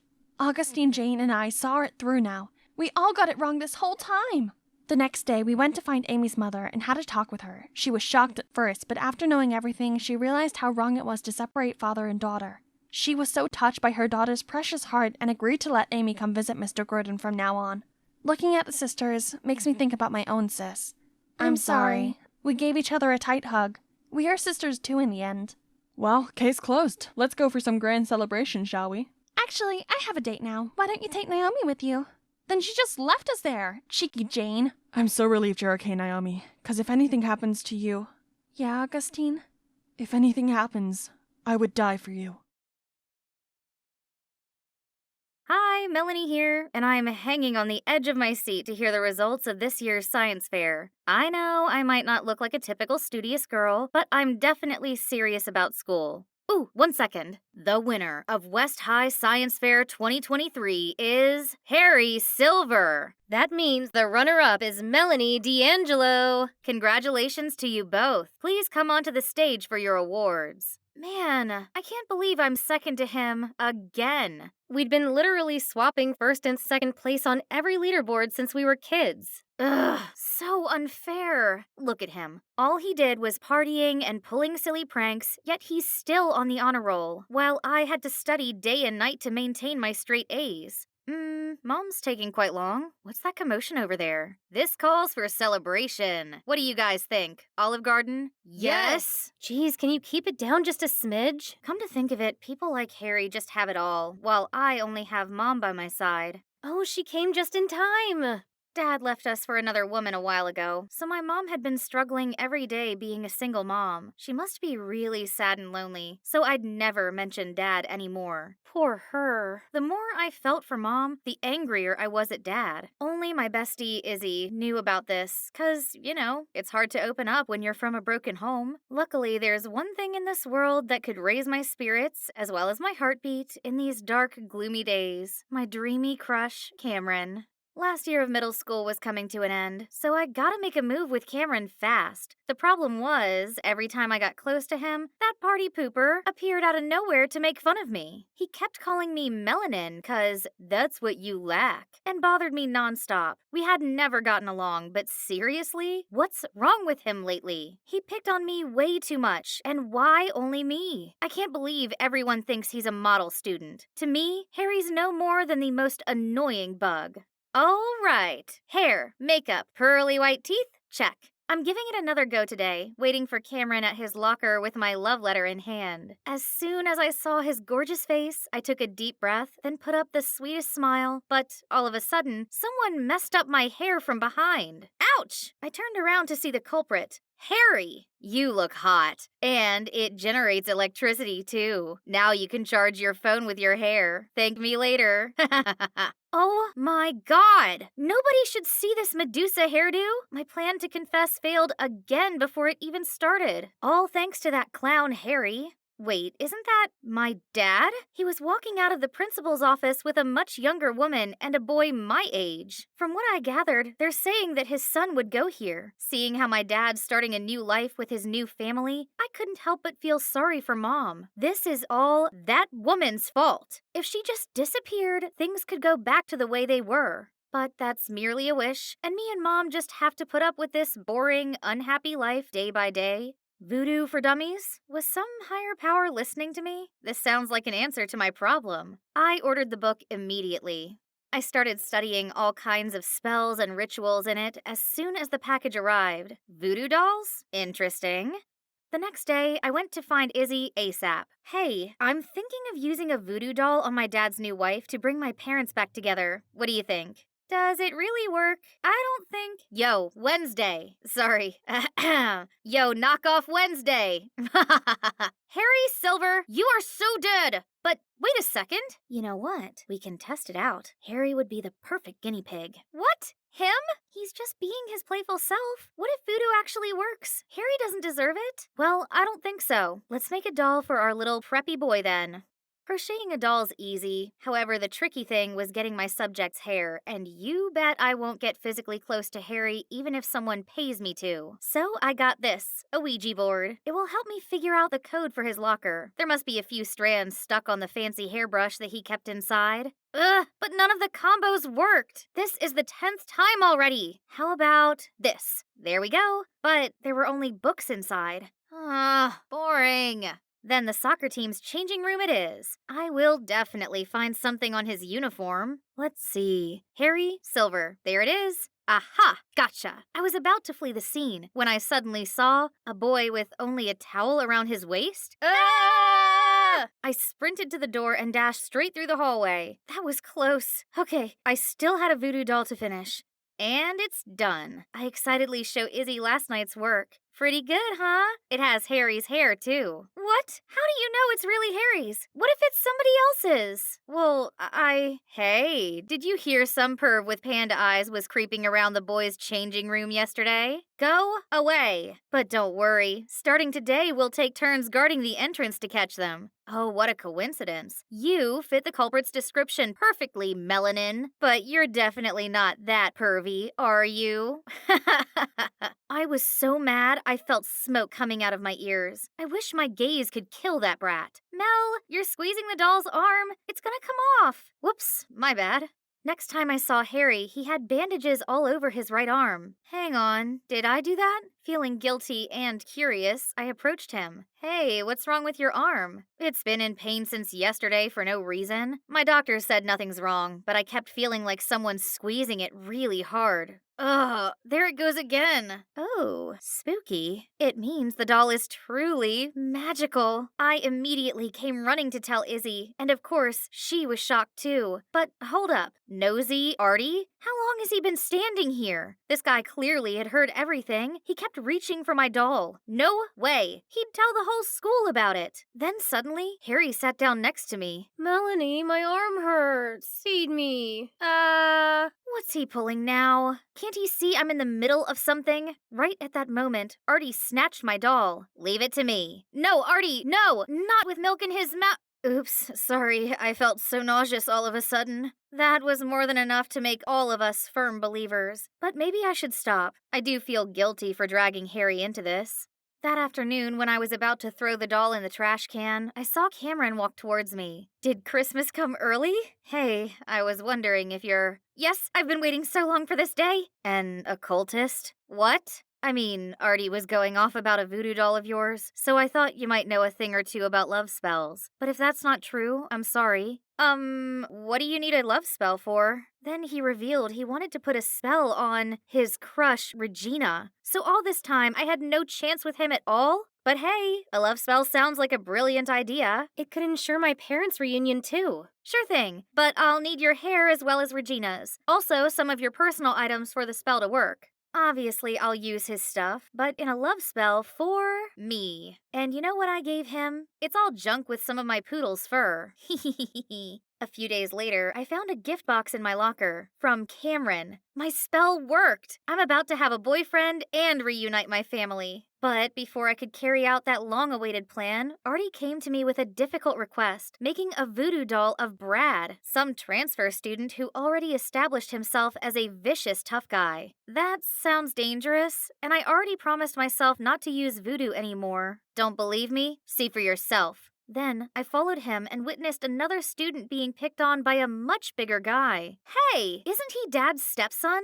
Okay, this Brad guy deserves it. So I agreed to help Artie. The next day, I approached Brad after class where he usually messed with other students. I managed to sneak up behind him and get one strand of hair. Oh no, busted! I quickly put the hair in the doll. This better work. Come on! Why isn't it working? And why now? Pesky little thing. Stop! I know those voices. Thank goodness. Touch her and you'll regret it. Yeah, we'll call the police. Brad just scoffed and left. Phew, what are you both doing here? And Harry, I thought your arm hurt. Then Harry and Izzy finally told me that voodoo had never been effective. Izzy knew that Harry only picked on me because he liked me. That's why she tried to stop me from using voodoo on him. But she couldn't, so she then told Harry everything. To be honest, I found your attempts quite amusing, so I acted like they were successful to humor you and myself. I was gonna stop though, but when you were being sweet to me and asked about my arm, I decided to keep it up. Oh my god! My bestie had been friends with my mortal enemy all along. Behind my back? Am I a joke to you? Why are you here? To make fun of me even more than you already did? Because I got worried when I heard you're going after Brad. Melanie, you're the smartest girl in school. I don't understand why you're doing all these dumb gimmicks. Yeah, you've been acting strange lately. Since when are you superstitious? What other choice do I have? Voodoo or at whatever cost? I need to get my parents back together, and that punk Brad is my dad's stepson. He deserves whatever comes to him for ruining my life. And you know what else? Both of you, get out of my sight for good! Then I stormed off. After that day, I no longer talked to Izzy, and Harry's relentless pestering finally stopped. But honestly, it felt a bit empty without them, especially with the upcoming school field trip. Of course, I'm still coming. Who needs them anyway? This is the chance for Cameron and I to be closer now that we're talking on the regs. It's gonna be the best trip ever. I'd never been the outdoorsy type, but does camping involve this many physical tasks? Almost done. What on earth is that? Isn't he under my love spell already? I mean, he even gave me a present. I was still in shock when Cameron came over to help with the tent. Thank you. No need to. I can't thank you enough. That spell of yours worked wonders. What does he mean by that? Then, out of nowhere, Izzy tapped on my shoulder. I've tried to tell you. Those two have been flirting for a while now. I guess Cameron just needed your spell as a little spiritual push. That means none of these has ever worked? There's absolutely no hope of bringing my family back? Feeling devastated, I burst into tears and ran off. I was running without looking and bumped into... Brad? Melanie, right? Just who I want to see. Or should I say, my dear stepsister. Your mama sent you here. Let go of me and piss off! I wonder how pathetic she had to be to have her husband walk out on her. If this was any other time, I would have fought back. But after all that just happened, I've lost all of my will to do anything now. Out of the blue, I saw someone charge at Brad and land a brutal blow on his face. I said I'd make you regret touching her. I had to stop Harry before he messed Brad's face up beyond recognition. It's time we got out of here.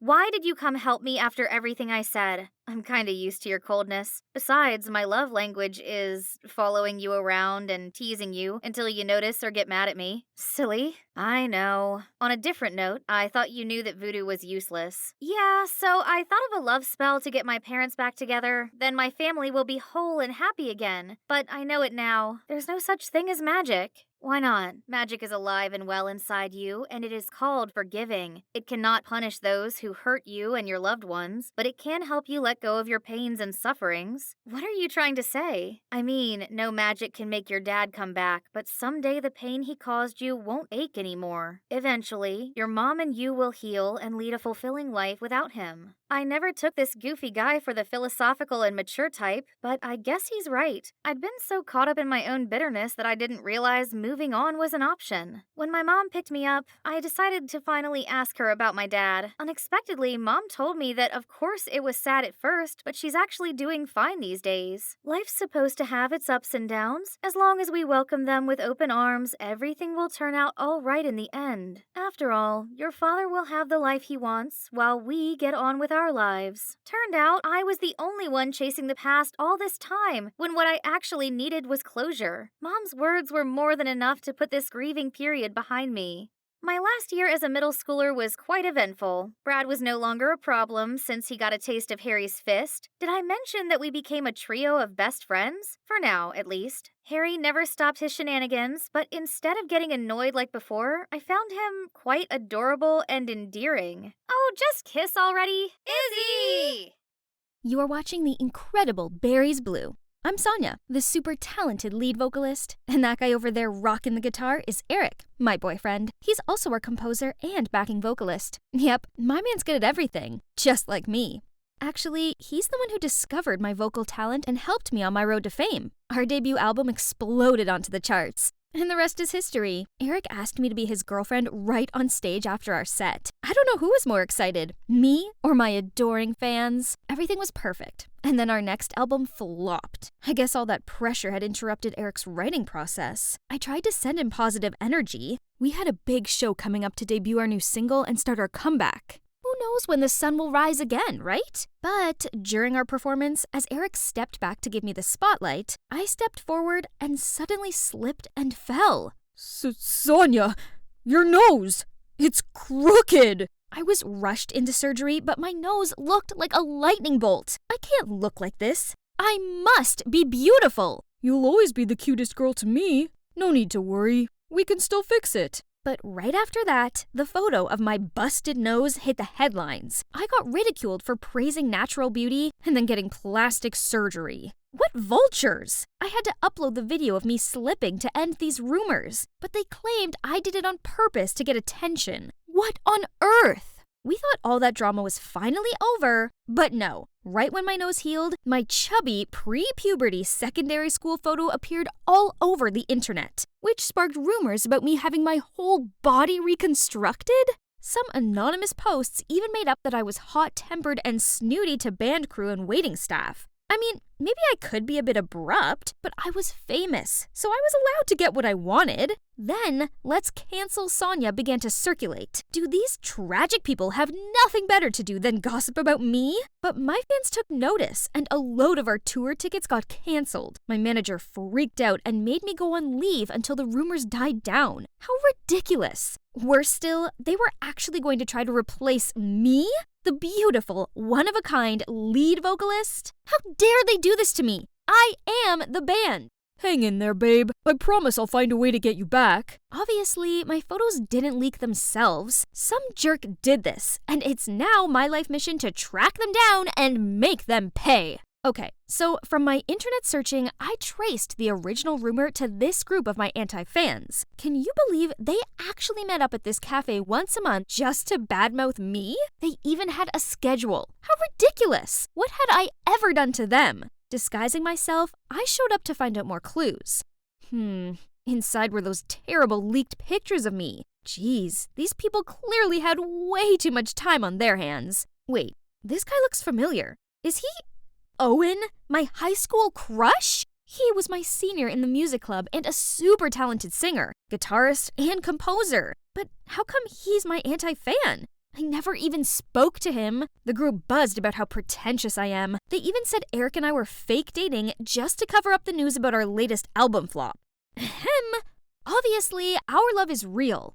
I never tire of hearing trash talking about that Eric guy's songs. But it's closing time. If you posted about Barry's Blue, please claim your money from the counter before leaving. What? Owen actually paid them to slander my band? Why was he so intent on ruining my career? Did he have a personal vendetta against me? I just had to find my own way to figure all this out. Making myself one of them should do it. I immediately called to apply for the job. And I got it. Showtime! It's important to look the part, so I dressed up as this innocent-looking girl for my first shift. Thanks to the magic of makeup, even I could hardly recognize myself. Call me Summer from now on. After the introduction, Owen immediately gave me tons of work. I had to do the heavy lifting and stinky, dirty work. I was a pampered star, not a grunt. Ugh, he's such an exploitive boss. I must have been crazy to have ever crushed on him. In the evening, the anti-fan group showed up again, followed by a familiar face. It's Rena? Owen's little sister. Back in high school, she was quite arrogant. It seemed like nothing had changed. Did you know that Sonia was such a weirdo in high school? Now that she's famous, she's acting like she's above everyone else. Stop right there, carrot hair. What's your name? I'm Summer? So, Summer, here we've got a special requirement for every newbie. You have to pass the anti-fan test. Tell us, what do you think's the most irritating thing about Sonia? Ugh, now I have to defame myself? Actually, I was Sonia's childhood friend. Well, just a neighbor. She was the worst kid in the neighborhood. What did Sonia look like when she was young? And how was her personality? She was chubby and cruel to other kids. She threw bugs at them and never shared her toys. Take notes, guys. Remember to cite the source as Sonia's close neighbor. You can get some bonus, too, for contributing useful information like this. Was Rena also involved in this, along with her brother? When Rena left, the other anti-fans, Caleb, Violet, and June, still didn't leave, but turned to the stage and started tuning the instruments? What? They'd composed a whole song to mock me, not only about my surgery rumors, but also that I was a vain, hot-tempered, competitive, talentless, disrespectful, and never used my abundant money to help others. Their music was good, but the insolence killed their skills. I'm curious. Why do people hate Sonia that much? She's rude and her music sucks. Yeah, her natural voice is good, but it doesn't have any emotions. She probably doesn't know anything about love, and doesn't have any friends either. Those comments from the anti-fans got me thinking. I suppose I do find it hard to open up to people, and I can be a bit hot-headed sometimes, but am I really that unlikable? Not the nose again, please! Huh? Owen? First you break the cups, now you're wasting sugar. Sugar? Seriously? Aren't you even going to ask if I'm hurt? If I leave here with just a scratch, this place will be finished, you know. This place was fine until you showed up. At least, Summer, you should learn how to apologize and thank. Suddenly, the anti-fan's words echoed in my head. As Summer, Owen still saw how much of a diva I was. That means, as Sonia, I must have been so despicable. I'm sorry. I should have thanked you for helping me. That's okay. I'm glad you're not hurt. Don't forget Rena's reward at the counter. Take it before you go. Why do you have to pay others to badmouth Sonia? I'm only going along with all this for my sister, but it brings more customers in, so whatever. So the person behind this is Rena? I don't think so. Someone must be pulling her strings. But who? I don't know. Why are you so concerned, Summer? I was just curious. I used to think badly about Owen, but beneath his cold front, he's kind of sweet and caring. Just like years ago. I was trying to escape the rain and bumped into him. He saved me from falling. Didn't care how sweaty I was, and even gave me his umbrella. But in front of my crush, I was too shy and embarrassed to say anything and hurried off. Since then, I didn't feel so uncomfortable hearing the anti-fans slate me and our band's decline. It was almost all true anyway. At least this way, I could learn from my past mistakes and become a way better person. Flowers grow in the strangest of places, right? Yeah, these anti-fans actually became my friends. Playing with them was way more fun than with the berries somehow. Okay guys, you need to share your music with the world. So, I signed up our budding band for a local music competition. Well, what? But we're not professionals. Do you really think we can win? Who cares? I always wanted to perform on a big stage. But what are we gonna play? Use one of my songs if you want. I hear the payout is pretty good. Ooh, I love your songs!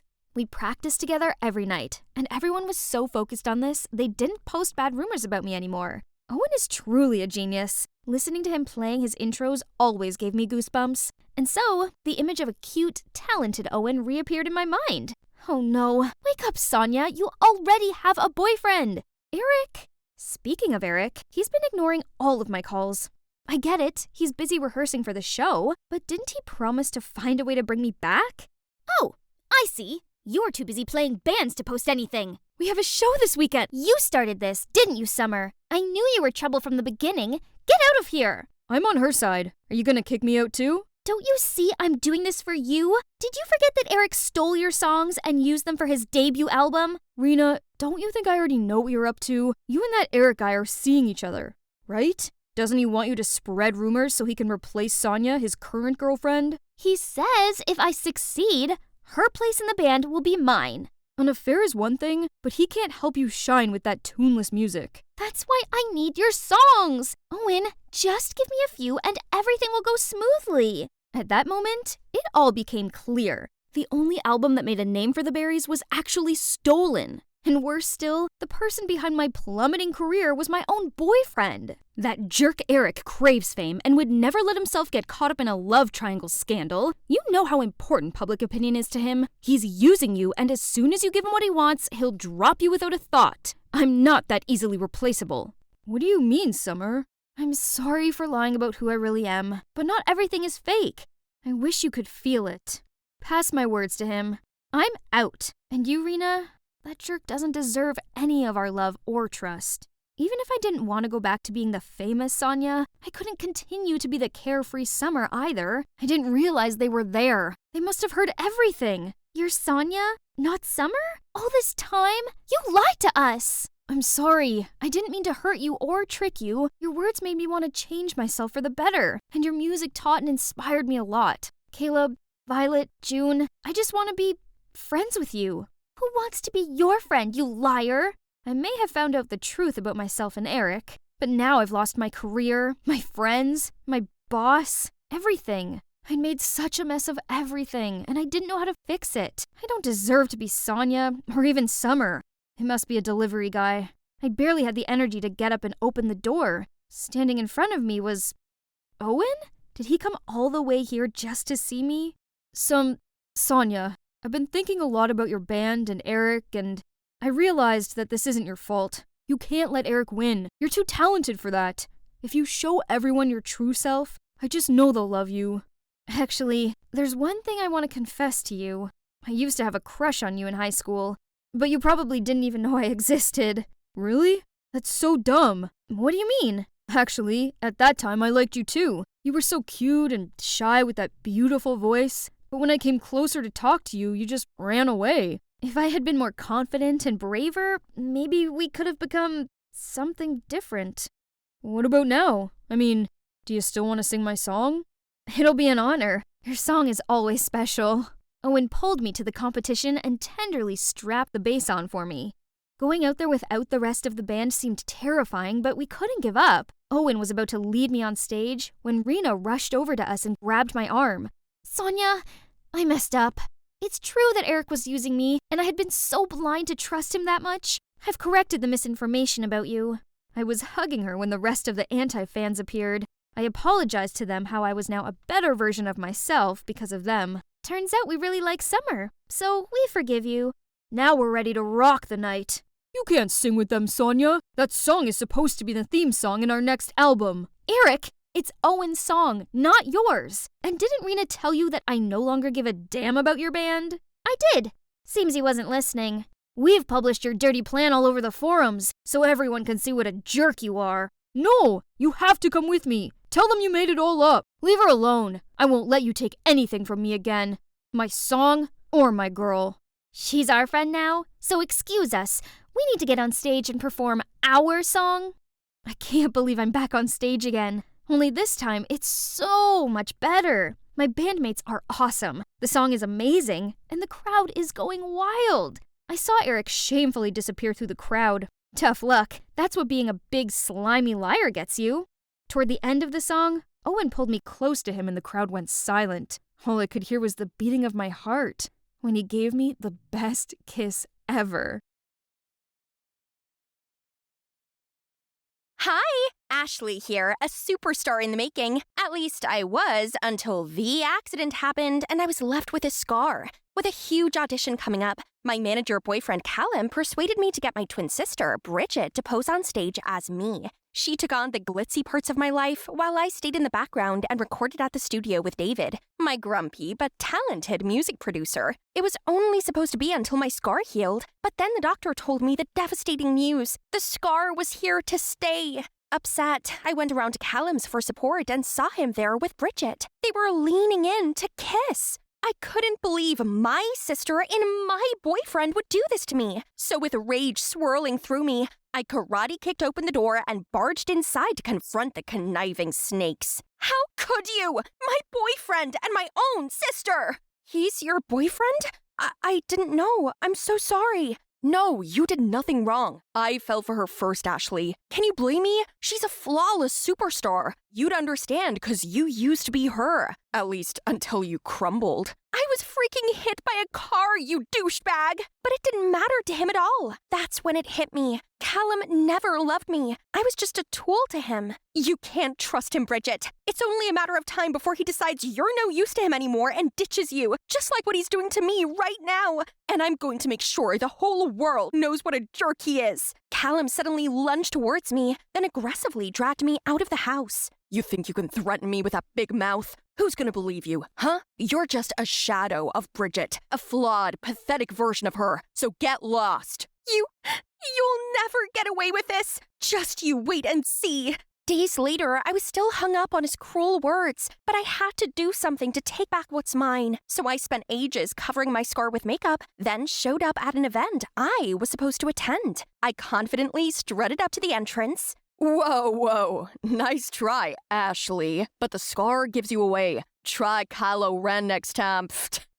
That stung. Feeling hopeless, I started walking, and my feet unconsciously led me to the studio. I turned on the lights and played my previous records. Surprisingly, my singing had improved one by one. So I turned up the song volume and sang and danced along. I was busting some crazy dance moves when I suddenly heard clapping. I didn't know you've got the groove. Come to think of it, I've never seen you this happy before. You have no idea what I've been through. I felt safe around him, so before I could stop myself, I blurted out what had happened. He insisted on taking me somewhere fun to cheer me up. Turns out David's fun place is the super cool Japanese fair. We shared some huge rainbow cotton candy and lit sparklers and drew musical notes in the air. Then, as we walked past a stall with some fantastically colorful masks, I stopped dead and stared at them. Hey, I have an idea. I should start a new singing career wearing a cool mask. I mean, it's not the most original idea since Sia and Marshmallow have already done it, but I can hide my face and Callum wouldn't even notice to stop me. That's actually a great idea. Here, this one looks cute on you. Holy cow! Red alert! Red alert! You're falling for this charming, handsome, talented music producer guy. It's on me, by the way. Consider it a lucky charm, okay? For sure. I swooned and was motivated to create a YouTube channel right away, starring me singing with my mask on, and used Vixie as my stage name. At first, I only covered other artists' songs, but as my confidence and following grew, I began singing the songs David helped me write. Although the netizens quickly spotted the similarities between my voice and Bridget's pre-recordings, they're both mine, but the difference is, one uses a ton of auto-tune and one does not. Then, one by one, I released more songs, and over the course of a few months, my channel grew to over 1 million subscribers. For the first time in my life, people actually saw me for my musical talents, not for the way I looked. So, to thank them, David and I spent weeks in the studio composing a special song called Thistles Bloom to release on Valentine's Day. Then one day, David was invited to the Grand Gala, which was a massive event full of the hottest stars, and he took me along with him. The party went off to a great start, and everyone was so complimentary about my music. I was dancing alone while David talked business with some music producer. But then, Bridget suddenly appeared and tried talking to me. "Vixie, hi! I love your look." I ignored her and went to leave, when suddenly I got this itchy feeling in my throat, and I felt my face begin to swell. I looked down and gasped when I saw pecans inside my muffin. "Oh no, I'm allergic to pecan." I ran to the toilet and took off the mask to catch my breath, when the bathroom door snapped open and in walked Bridget. "Come on, Ash, I already knew it was you." "Sorry, guys, the door seems to be stuck." She slammed the door shut and went trying to help me. I didn't want her help, but I didn't have much choice. I put my mask back on and let her place her jacket around my shoulders and sneak me out of there. She got her driver to pick us up around the back of the building and take me home. Then she made sure I took my allergy medicine. Don't expect me to thank you for this. No, after you left Callum's house, he told me you gave up singing for me and that you gave us your blessing. But when I saw videos of Vixie going viral, I instantly knew it was you, and he had lied to me. Yeah, he's good at doing that. I feel really bad for what happened, so I want to make it right. I'll give you back your place as a singer. You're serious? Absolutely. I was so relieved you hadn't given up on your passion. You have no idea how amazing you sound. Actually, I do, but I can't take all the credit.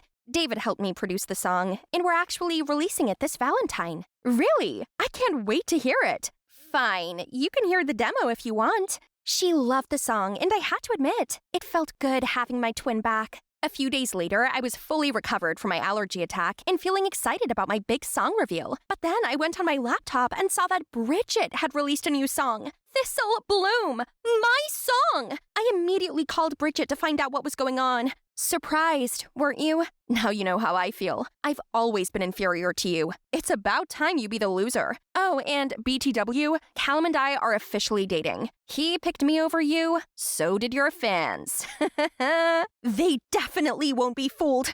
I'll show them the truth. I went online and insisted that the song was my work. But not only did the netizens not believe me, but they also wanted me cancelled. This Ashley wannabe is so tragic. I always thought this masked girl was sketchy. She thought she was so sleek stealing Ashley's song. I had to watch my subscriber count take a nosedive. All my hard work had gone to waste. I turned my phone off and just sat in a dark room wishing I was beautiful again. Maybe people would believe me then. Suddenly, the door opened and in walked David. "You've been ignoring my calls and messages, so I came to see if you were okay. Seems you're not." "No, I'm hideous, and now my career is over." "Your career isn't over because of how you look. Can't you see? You're very talented and you're all set to become a great artist. That's why Bridget is so jealous and insecure. She has to steal your work." So, people still believe Bridget because she's beautiful. No one wants to believe in this sketchy, masked girl who's too afraid to show her scarred face.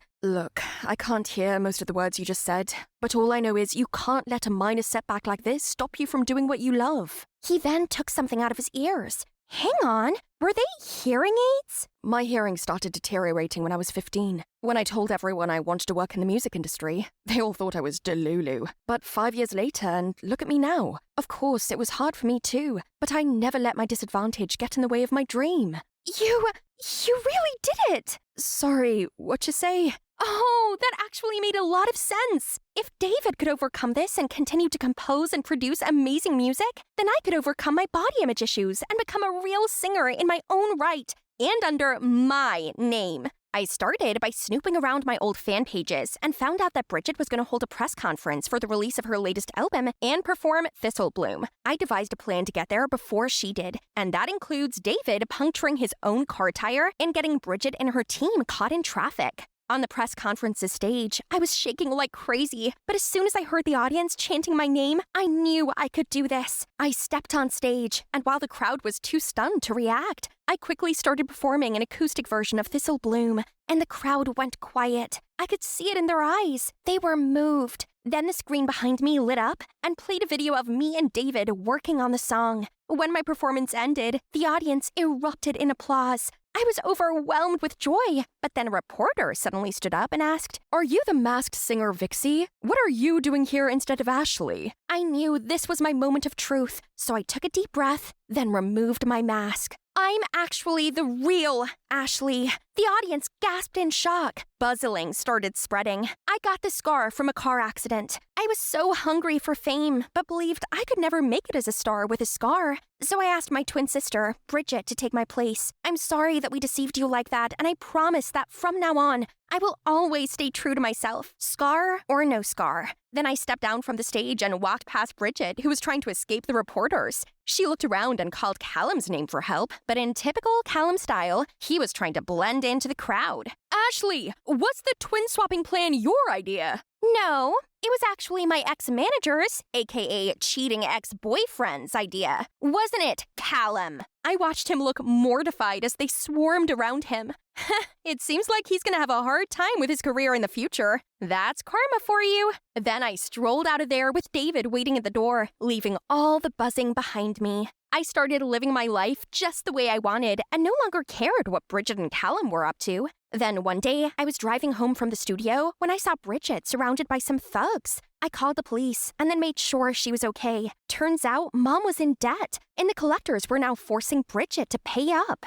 My life's a failure. I tried to be you to escape this pathetic reality, but got carried away and wanted to replace you. I don't have any excuse for my actions. Just punish me however you want. I stayed silent for a while, then eventually decided to drive her home. It made sense now. Bridget despised me because she'd spent years suffering with Mom, while I had a privileged, happy life with Dad. I felt bad for her, because after all, she's just a victim of Mom's neglect. So, I used the money Bridget had made while being me to pay off Mom's debt, and then I spoke to Dad and arranged for her to move in with us. Things aren't perfect between us, but we're getting there. She's still super shy and moody, but she's doing a lot better than she was. I learned to accept the scar on my face and became a real singer. I may not be a household name, but I guess I'm pretty famous, and also an inspiration to young girls who feel self-conscious about the way they look. And you know what? I'm happy with that. Best of all, I now have a cute, kind, loving, albeit grouchy at times, boyfriend, David. We even opened a music company that judged our clients on their talent, not their appearance. I was cuddled up next to David watching the news when the reporter said there was a groundbreaking new scar treatment available. Do you still want to remove your scar? No, as it's now a part of me. I was walking through the forest when a scream startled me. A man running in horror from a pack of wolves. I quickly howled at them, then crouched down. Distracted, the wolves stopped, left the guy, and cautiously sniffed their way over to me. Hey girl, run away! Shush! After deciding I was no threat, they wagged their tails and started licking my face. Aren't you scared? Not at all. People often misunderstand wolves. This isn't Little Red Riding Hood. They're not actually grandma eaters. Come and make new friends, buddy. Hi, my name's Winona, an 18-year-old Native American living on the Blackfeet Reservation with my mom. And I'm about to tell you the craziest story of my life. After the wolves left, I helped the guy find a place to clean his wound and told him more about the wolves. So you're a Blackfoot born and bred? It's my first time meeting a Native American. How about you? What brings you here, city boy? I'm actually a pianist wandering here for inspiration. Have you found it yet? Or did you almost lose yourself just then? Inspiration's hard to find, especially when you're a theater pianist. What? A theater pianist. I work at Winter Garden. In New York? Wow, it's my dream to be a Broadway musical actress. Actually, my theater's looking for a stage crew. You could start from there and I'll find ways to introduce you to the right people. I couldn't let such a once-in-a-lifetime opportunity slide. But the thing is, my mom absolutely resents theater arts and forbids me to even mention it. So, I gotta devise a plan. I brought Luke home for lunch. Mom was so welcoming and even prepared a great banquet. So Luke, right? What brings you to Montana? I'm doing a research paper for school. I'm in college. Oh, so you're around the same age as Winona. She's recently finished high school. I know, and if it wasn't for Winona, I'd be dead by now. So I was thinking, if it's okay with you, I'd like to invite her to college with me. That's nice of you. But what are you studying? Hotel management. Mom, I thought I could give it a try too. But honey, you said you wanted to take a gap year. I just didn't want to try college alone. But now I've met Luke, it'll be different. Mrs. Ryder, I promise I'll take good care of her. Mom smiled, then nodded. Yes! Mission accomplished! Oh man, look at how crazy the streets of New York are. Thankfully, Luke arranged a small place just a few blocks away from the theater for me. And the following day, he landed me a staff member job to get me used to the theater scene first. It's not easy, especially working for a grumpy director with a zillion demands. Hey, you! Yes, you cleaning lady! Out of the way! But just being here this close to the stage is incredible, right? One day, on set for Mr. Killorn's new play, he started yelling and throwing papers everywhere. Curious, I picked up the script and saw a line written in Blackfoot. Ketzikakumen? I love you? Mr. Killorn suddenly noticed me. Oops, I must have said it too loud. How did you learn to speak Blackfoot? My mom taught me. Oh, I live in the Blackfeet Reservation. Interesting. You know what? You're cast for the leading role in this play. Go and meet Jade, the coach here at the theater studio. She'll instruct you further. I froze on the spot and couldn't believe what had just happened until Luke appeared, bowed to the director, and pulled me out of there. Am I finally living my dream now? Here it is, the studio from the business card. Huh? Are they shooing a coyote? This stupid guy was waving his umbrella at the snarling animal. I tried to tell everyone to back up, but no one heard my tiny voice until the guy next to me suddenly spoke up. Everyone, back up! Thank God people finally listened. I slowly advanced to the coyote, knelt, and offered my hand to him. When he seemed to trust me enough, I gently stroked his head and calmed him down. Just then, Mr. Killorn's assistant appeared and took the coyote in. Turned out, he's Mr. Killorn's pet. Who keeps a wild creature as a pet in this stuffy, urban space? You okay? You hurt anywhere? I'm fine. The poor little coyote looked terrified. You know a lot about animals, don't you? I grew up with them, yeah. In Blackfoot mythology, coyotes are guardian spirits. Well, you sure were a guardian spirit right then. I was still so touched by his words, but then Luke suddenly appeared. Winona, I just heard about what happened. You okay? What are you doing here? The guy, who was friendly just a second ago, now seemed cautious and just walked away while Luke glared at him. I'm fine. You should stay away from him. Luke doesn't seem to like that guy. Something weird is going on between these two. I went and met Jade, our coach. She told me about the role and introduced me to Nathan, my actor partner, which happened to be the guy I just met. I couldn't help but grin and offered my hand to Nathan, but he just ignored me and turned to the script. Hello? Am I just a stranger danger now? We then tried the opening act, but since it was my first time being on a turntable, I took the wrong step and fell over. Nathan! I was blushing when he suddenly glanced at Luke and dropped me, almost kissing the floor. Right then, a girl barged in. Is everything ready for my set? You're late again, Stella. And actually, you and Winona are both gonna practice and we'll see who's right for the role. Winona who? As if this nobody can stroll in and try to steal my role. How snobby. She's lucky this nobody doesn't want to make a scene on her first day. During the break, I questioned Luke more on Stella. Stella is super talented. She's marvelous at dancing, singing, and acting. No surprise though, because she's been training since she was little. That's exactly why we should just give her the role already. A waste of time dealing with amateurs. That was so rude. So much for ever thinking he was friendly. In the following weeks, I finally got a better grasp of my character. The female lead was a gentle, down-to-earth Blackfoot woman. Easy peasy. I just need to pretend to be my mom. Only, my on-scene love interest Nathan was making things difficult. On stage, he refused to make eye contact with me, but he didn't have this trouble when he was up there with Stella. Every day I had lunch with Luke while Nathan and Stella were giggling in another corner, acting as if they were the most powerful couple here. Are they really in love? Oh, Winona, please. Why should you care? After lunch, I ignored Stella's glaring eyes and focused on being Nathan's lover on stage. What kind of singing is that? Give me a break already. That's enough! Stella, actually, I just informed Mr. Killorn over lunch that Winona's getting the role. Ha! Very funny! No, it's not a joke. Look at your performance recently, Stella. It's rather disappointing. Winona, keep up the good work. Stella looked like she'd had the blood sucked out of her. I excitedly beamed at Luke, but strangely he looked concerned and ran after Stella. Does he have feelings for her? See that? Why hasn't he just confessed his feelings for Stella already and stopped this unrequited love tragedy? Isn't it because you and Stella are together? And that's also why you're so half-hearted whenever you're on set with me? It's not like that. I just couldn't control myself every time our eyes met. What did he mean by that? Congrats anyways. I always knew you deserved this role. He's right. I'd really worked super hard for this. I'm so close to achieving my dream now. The next day, I rushed into the first official rehearsal and acted my heart out in front of Mr. Killorn and the whole crew. I was dancing away to Luke's sentimental track when the door slammed open. It was Mom! I can't believe you lied to me and came here to do these foolish antics!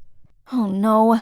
Mr. Killorn turned pale while Jade gasped upon seeing Mum. I tried to tell Mum to let me finish the scene, but... Fine, be this way. Until you come to your senses, you're not my daughter anymore.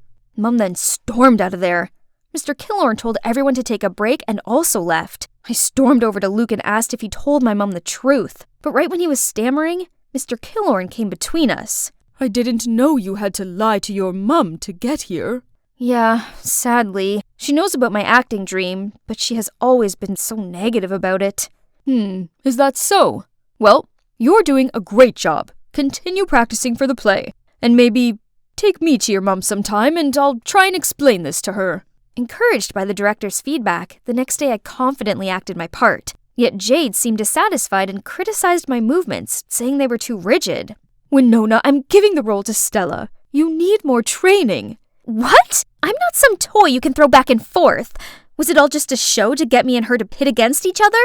What was that about? Why the change? You're not qualified. Go back to your mother. What has this to do with my mother? I didn't know what was going on, but I was sure of one thing. I needed to prove myself, so I stayed at the studio practicing, swinging and swaying my soul away under the studio light until I accidentally sprained my ankle. Right then, Nathan came out and helped me up. Why are you still here? I saw you stay, so I thought I'd stick around for a little longer. As he spoke, he gently pressed an ice bag on my ankle. I felt the butterflies flapping in my stomach, but suddenly remembered his attitude before and pushed him away, ready to stand up just to fall into his embrace again. You must think I'm so hot and cold, but I just didn't want Luke to misunderstand anything.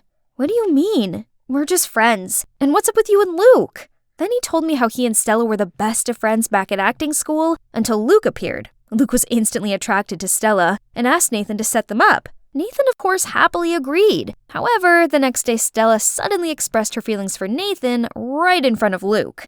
Luke didn't take it too well and thought I was messing with him. He's resented me ever since. So, you and Stella are just friends? We are. Stella might appear childish, but she's good-natured. She's dealing with a lot inside. I've just been watching over her. But right now she's gonna have to learn to stand on her own since I think I've met my guardian spirit. His guardian spirit? We were so close, I swear we were almost kissing. But I quickly pulled away, saying I gotta go practice. The final rehearsal is my only chance to get my role back now. I showed up just as a substitute today, but when everybody was ready to rehearse, the only person missing was Stella.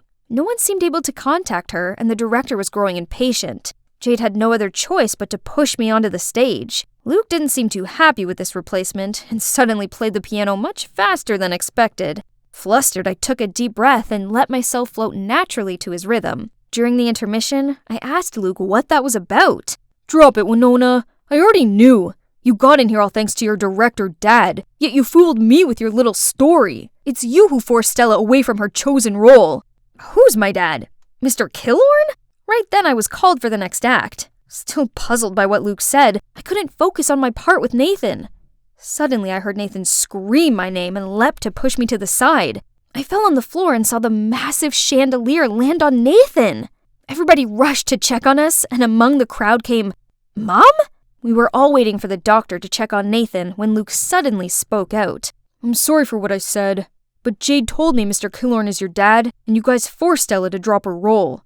Mr. Killorn and I both gave Mom astounded eyes. Winona's my daughter? That's right, Andrew. But don't worry, as soon as Nathan's recovered, I'll bring Winona back home and will not bother you and Jade again. No, you've got it all wrong. Why didn't you tell me about our daughter? Jade said if I told you, she would harm Winona. Wait, does this have anything to do with the accident? 'Cause right before the act, I saw Jade talking to a crew member who set up the stage for Nathan and Winona. I'll get this looked into at once. So, this play about Andrew and a Blackfoot woman falling in love, is it about you and Mom? Mr. Killorn didn't reply, but looked at Mom tenderly, and she burst out crying. Right then, the doctor came out, saying we could visit Nathan. Luke quickly pulled me aside, leaving the adults there. How are you feeling? Any discomfort? You're not mad at me anymore? Yeah, sorry for being a jerk. It's alright, dude. Go find Stella before she leaves. She said she was sick of being thrown around. She's taking a leave to reassess a few things. But why me? Aren't you? We're just friends. How many times do I have to tell you? Luke didn't even wait for Nathan to finish and rushed out of there. I wished them a happy ending. And it's indeed happy endings all round. Not only for Luke and Stella, who are now officially an item, but also for Mom and Mr. Killorn. Or should I say Dad? Our family has finally reunited. On the other hand, Jade vanished as soon as her schemes were out in the open.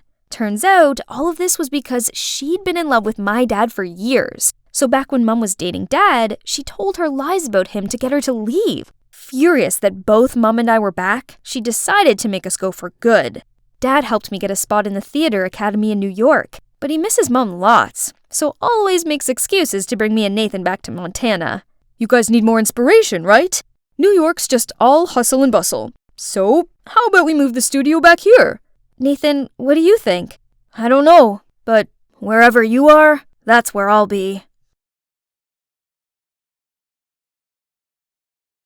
I arrived home in really good spirits after an exciting training session, and my mood took an instant nosedive to see my devious cousin Caitlin holding my diary. Oh, wow. So your crush is Leo, the swimming club captain, huh? Give me it back. I wonder if the whole school knows yet. Don't worry. Your devoted cousin is here to help. Thanks a lot. But I'll do it myself. Stop poking your big nose in my business. Hey, first, your nose is much bigger than mine. And second, about Leo, whatever. He'll be mine soon. Tit for tat. Payback for stealing my boyfriend.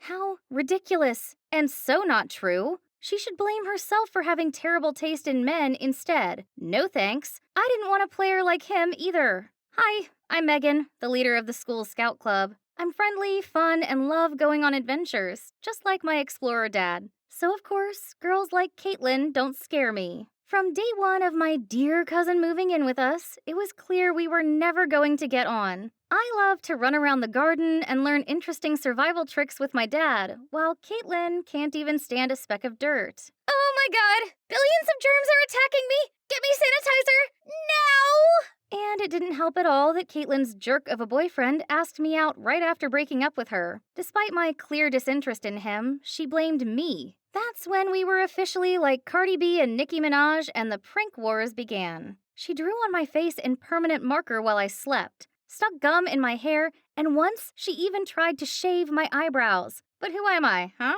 I can beat her with only one move. But now, the stakes have been raised. She's going after Leo. So I need to confess my feelings to him ASAP before Caitlin butts in and ruins it. The perfect opportunity would be the upcoming school field trip for top students, which Caitlin definitely can't join. And there'll be plenty of chances for me to impress Leo. But there's one slight problem. It's by a river. OMG. Thinking of it made me want to pee my pants already.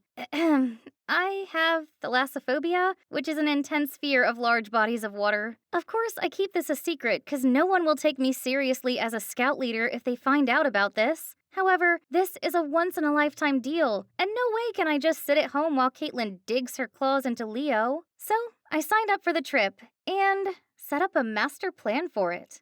Baby steps. I mean, literally. I signed up for swimming in a kid-friendly pool. Easy peasy lemon squeezy. Oh, but why are my legs trembling like this? Ha ha. It's not like I've morphed into a jellyfish or something.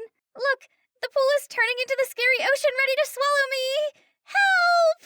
Suddenly, a boy with a floaty bumped into me. I fell on my butt and my leg touched the water. Something grabbed me. Loch Ness Monster! It's eating me alive! Just then, a kid popped up and started laughing at me. It's okay, Megan. Happy thoughts. Think happy thoughts. Ah, this is much better.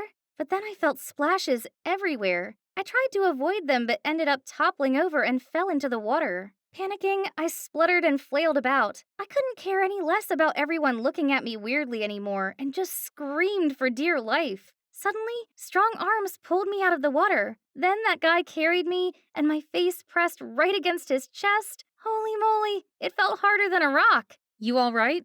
Oh, my Superman, I'll be your Lois Lane. Ew, snot is streaming down your face. Disgusting. Gosh, this is so embarrassing. I got dressed at the speed of light and ran out of there. Hang on. Something isn't right. Hey, missing something? Jesus! This jerk still tried to embarrass me at the last minute? The only good guy in this world is my Leo. As if it's still not enough to call it a day, I came home to see Caitlin watching a scary movie about a giant shark. Sup? Scared of me already? It's not too late to cling onto my leg and beg. Who's scared? This stupid show. It's obviously all CGI. There's no shark in the world that could be that big. And, they're labeled as dangerous, indiscriminate killers that eat anything in sight, but in fact, sharks are most often the victims.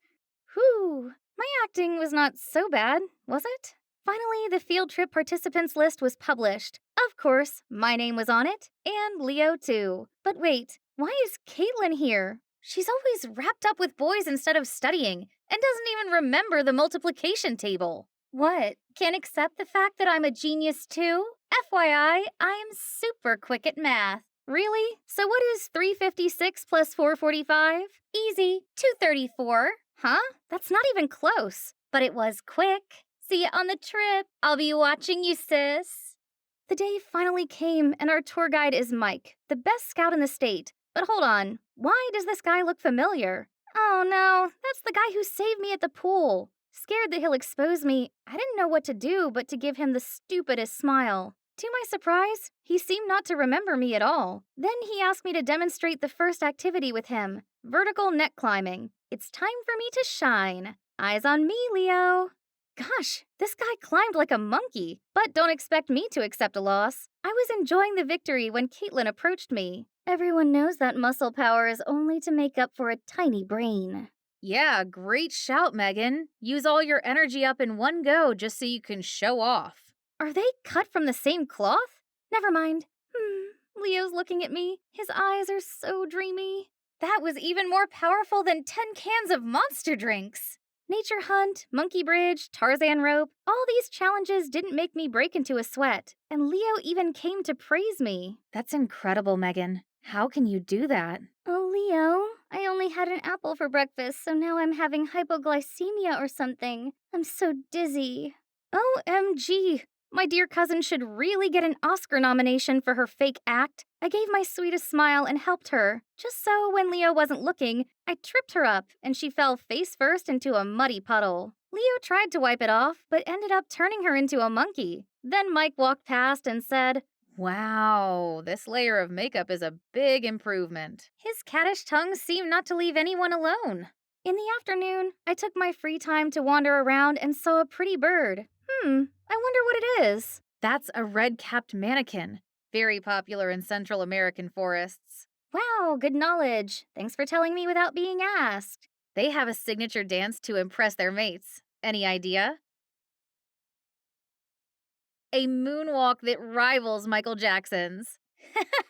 Wait, what? Why did I laugh so hard? He might be funny, but he's still a jerk. The last activity of the day was using rocks to make fire, and I was paired with Leo. Thank you, universe. I squidged up close to him and offered him a mint. He happily took it, but then suddenly turned red and started choking. I leaped into action and hit him hard on his back, making the mint fly out. Leo immediately took my hand.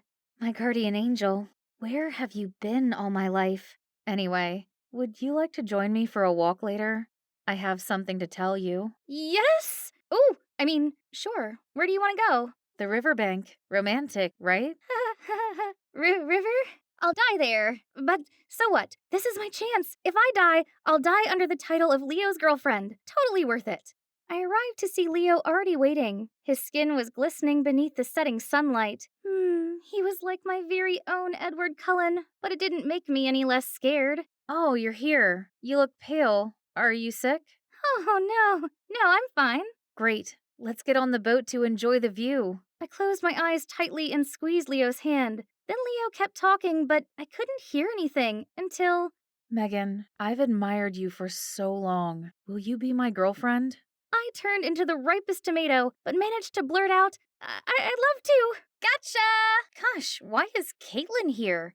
I was still in shock when Leo jumped out of the boat and high-fived Caitlin? Then they kissed? Surprise! Now you know how it feels to have your dream guy stolen away. No, please, I can't stand it. The water is scaring me. Just enjoy the view, Megan. Where's that fierce girl gone? Your mom told me that you have thalassophobia, but I didn't expect it to be so real. Don't worry, I'll show this to the whole school so they'll come rescue you. Good luck, cousin. Leo and Caitlin walked off holding hands. I stayed as still as I could in the unsteady boat. The world was spinning around me, but I couldn't do anything but cry. Time went by like a decade had passed. Then I felt a pat on my shoulder. Mike stretched out his hand, then swooped me up in his arms and carried me to the lawn nearby. But how did you find me? I saw the video Caitlin just posted, then immediately went to look for you along the riverbank. Is that so? How embarrassing. He kept silent for a while, then said, You might not know this, but I used to be freaked out by heights. My acrophobia is better now, but still.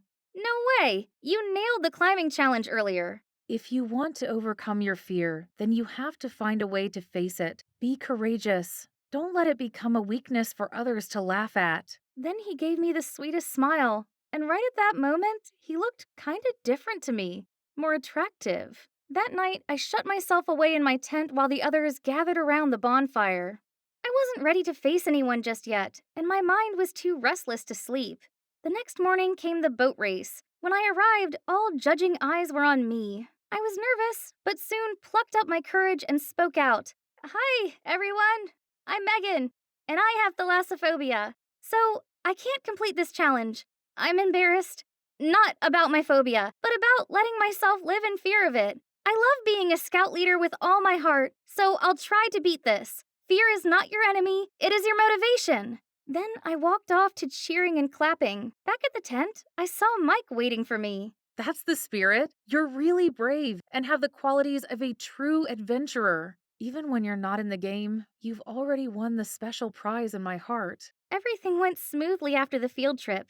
Even Caitlin stopped bothering me. She must be busy being lovey-dovey with her new love. Until one day, I saw her arrive home sobbing. What happened? That jerk Leo, he cheated on me with 3 girls at the same time.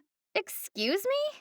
Why is my life so miserable? I know I can never outsmart you or be as brave, as confident as you, but do I not deserve at least one nice thing?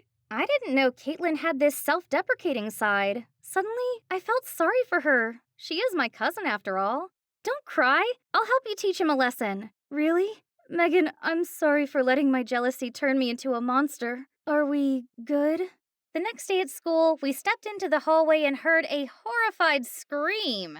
It was Leo with his locker full of cockroaches. He freaked out so much that his friend had to catch him before he fell over. Oh, Leo, I am just warming up. I gathered my classmates and showed them the extra special gift I'd prepared for him. Hello, everyone. This time on Name a Cockroach After Your Ex, we have here a gentleman named Leo Whittemore. Happy Valentine's Day, everyone! Everyone burst out laughing, and Leo literally fainted. And now he's known as Leo the Roach. Actually, this was all Mike's idea, so we can both retaliate against Leo and donate to the Cry Me a Cockroach Wildlife Fund. And back to me. To make things right, I decided to go back to where I started. I realized nothing is impossible when you believe in yourself, and when you have a perfect companion to give you the gentle nudge you need.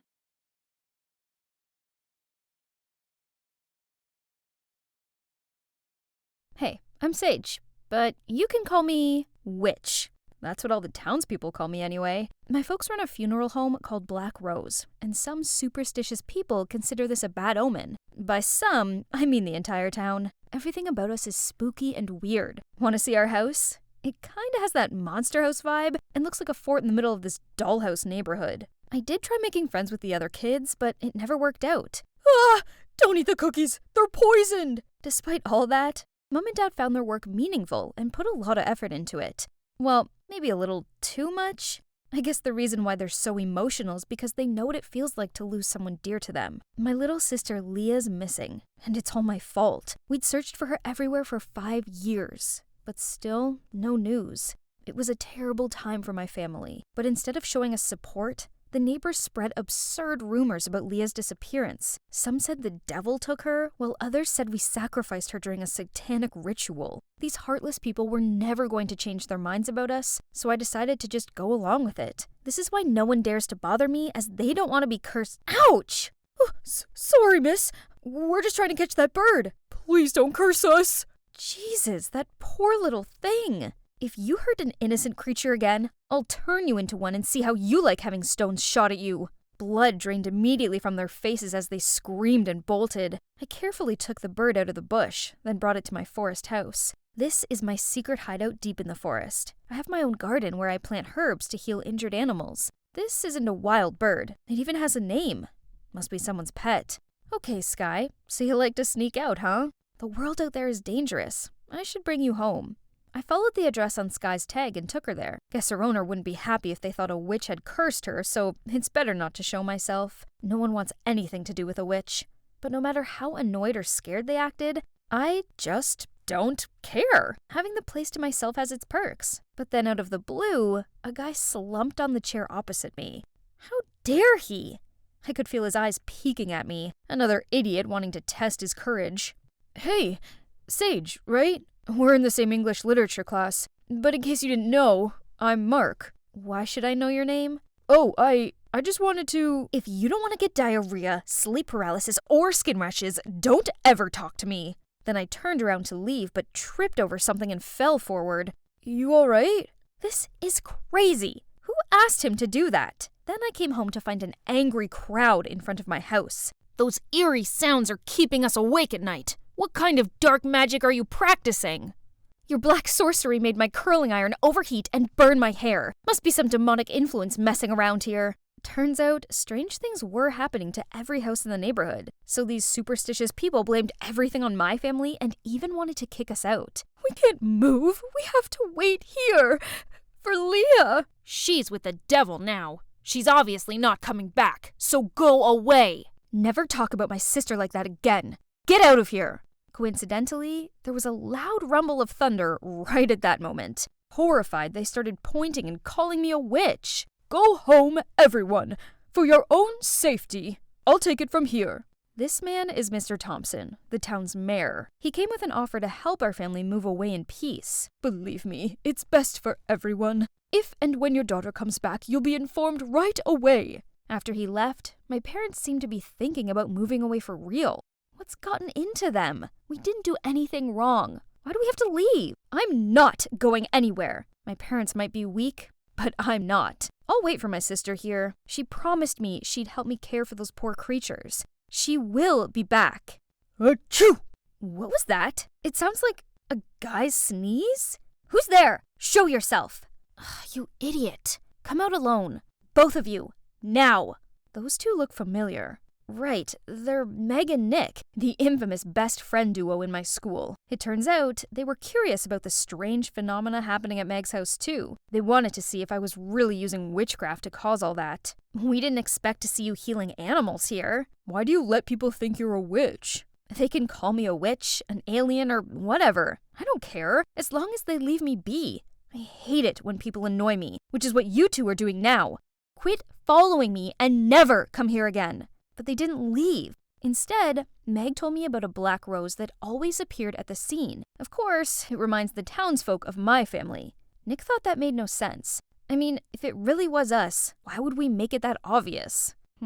Someone's clearly trying to frame us. That's it. If I found that person, my family could live here in peace again. We'll investigate together. We can catch the bad guy and be heroes, like a detective squad. Sounds like you've been watching too much Scooby-Doo. And why aren't you guys scared of me? Actually, I'd make a great Daphne. And come on, we just saw you feeding the cats. Even if you are a witch, then you must be a kind one. The next day, I was going downstairs when I heard some chattering noise. Are those angry townsfolk back? I was about to scare them away, but I saw my parents warmly welcoming Meg and Nick? This is the first time I'd had friends come over, so my parents were overreacting. I hurriedly pulled my so-called friends out of the house. I guess disturbing me has become a habit to you, huh? We didn't know how else to contact you. Anyway, we'd like to introduce you to an IT expert. He's agreed to help us. Then suddenly, a guy standing behind the black rose bush appeared and said hi to me. Isn't that the guy from the library? This is Mark, the newest member of our squad. Good to see you again. I hope you'll remember my name this time. So, this Mark guy was really serious about this. He's now telling Nick how he could get data from all of the cameras in the neighborhood, which sounded like some kind of alien language to me. Look, our tech genius found something. Mark is awesome, right, Sage? I guess? Someone hacked into these houses' networks and was causing their electrical appliances to go haywire. And every night at 11 o'clock sharp, the camera would be disconnected. Not for long, just enough for someone to place a black rose at the scene unnoticed. Can you track down that hacker's IP address? Yes, and also their coordinates. That's Clara's house? Wait, Clara? The drama queen who always plays up everything about me? Does she hate me that much to target my whole family? We reached out to Clara to talk privately, but she flat out denied everything. What is wrong with you? Did this witch hypnotize you into becoming her slave? Blink twice if you need help. We have proof. You can't get away with this. Are you threatening me? This is illegal. I will tell my father about this. You think you're a big deal just because your father is the mayor? Big enough for you to watch out? She's the mayor's daughter? What's with that smug attitude? Everyone in this school remembers how she embarrassed herself last year after Mark rejected her. You may not know this, but Mark is the most popular guy among the girls in our school. It doesn't matter. I'm not interested in those girls. You don't have to explain yourself to me. I don't even care. The atmosphere suddenly became weirdly awkward. Well, now the only way is to stalk Clara and catch her red-handed. But we've been sitting here for an hour and nothing's happened. This snooping scheme is so silly. I was about to leave when Mark stopped me. Someone was coming out of Clara's house. Gotcha. Still trying to deny it now, Clara? Mark took off his mask, but who's this man? He suddenly flung out, then attacked Mark and ran off. We were about to chase him when Mark cried out in pain. Meg and Nick told me to take Mark home while they chased after the guy. I brought him home. This house looks so familiar. Oh, this was the owner's house of Sky. The bird I'd saved. Mark explained he'd seen me bring Sky back and was impressed with the note I'd left on how to take care of its wound. I knew everyone had been wrong about you, so I wanted to thank you and be your friend. I'm not someone who could make friends. Then I quickly left. The next day, Mark helped us arrange a meeting with Clara at the cafe where he worked. When Clara heard about the man coming out of her house last night, she seemed shaken and said he was probably one of her dad's staff. However, when Meg asked her for her help, Clara refused. We hit a dead end again, but Mark said he already had a solution. Before he could tell us, the cafe owner appeared and told me that spooky stuff was happening and asked me to leave. The holy statue, the town's symbol, was broken, and they found another black rose at the scene. Meg and Nick immediately jumped to my defense, but he didn't listen. He also forbade Mark from hanging out with me, or else he'd fire him. I'll leave now. See? I'm not good at making friends. I only bring them trouble. I dashed away so no one could see me cry.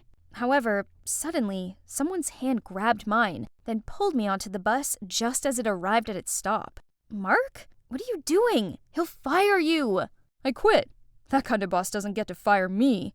It's all my fault. Don't worry. I have a ton of different jobs. Waiter, dog walker, even babysitter. Anything that makes money. What's the money for? This bus will take you to the answer. We got off at the last stop, an orphanage. So Mark was donating the money he earned to these orphans. Promise me you'll show them your true kind side. At first, I wasn't sure if I could, but then I gradually opened up to these sweet kids. Suddenly, I saw a familiar figure watching other children having fun from afar. Is that Leah? My sister? Turns out, 5 years ago, a lost kid was found wandering by the bus stop. She was so scared that she couldn't remember anything about her family. She only said a few separate words like funeral or dead people, so the nuns thought her parents had passed away and took her in. During her time here, she couldn't blend in with other kids. Seeing how Leah pushes others away, I saw myself in her. She shouldn't live her life the same way I do. I then called my parents and they came to pick us up right away. Oh boy, it surely was the tearful reunion of the century. Thank you so much. We only found Leah thanks to you. I'm glad to help, but that's not all. I've got something else to show you. As it turned out, Mark bugged Clara's phone at the cafe. It recorded a call she had with her father, exposing him as the culprit behind the town's mishaps. It appears Mr. Mayor wanted to build a shopping mall, but he needed to clear up some space for it. Using my family's bad rap, he played spooky tricks on the townspeople to scare them into selling their homes for cheap. When Clara found out the truth, she begged her father to stop, but he refused to. Meg and Nick posted the recording on the internet, causing outrage among our town. The cops arrested him, and my family's name was cleared. All our neighbors apologized to my family for letting their superstitions blindside them. My parents were obviously touched, so they forgave them all, and threw a party. So my family was reunited. Not only did I find my sister, but also 3 good friends. Well, maybe 2 good friends, and 1 more than just a friend.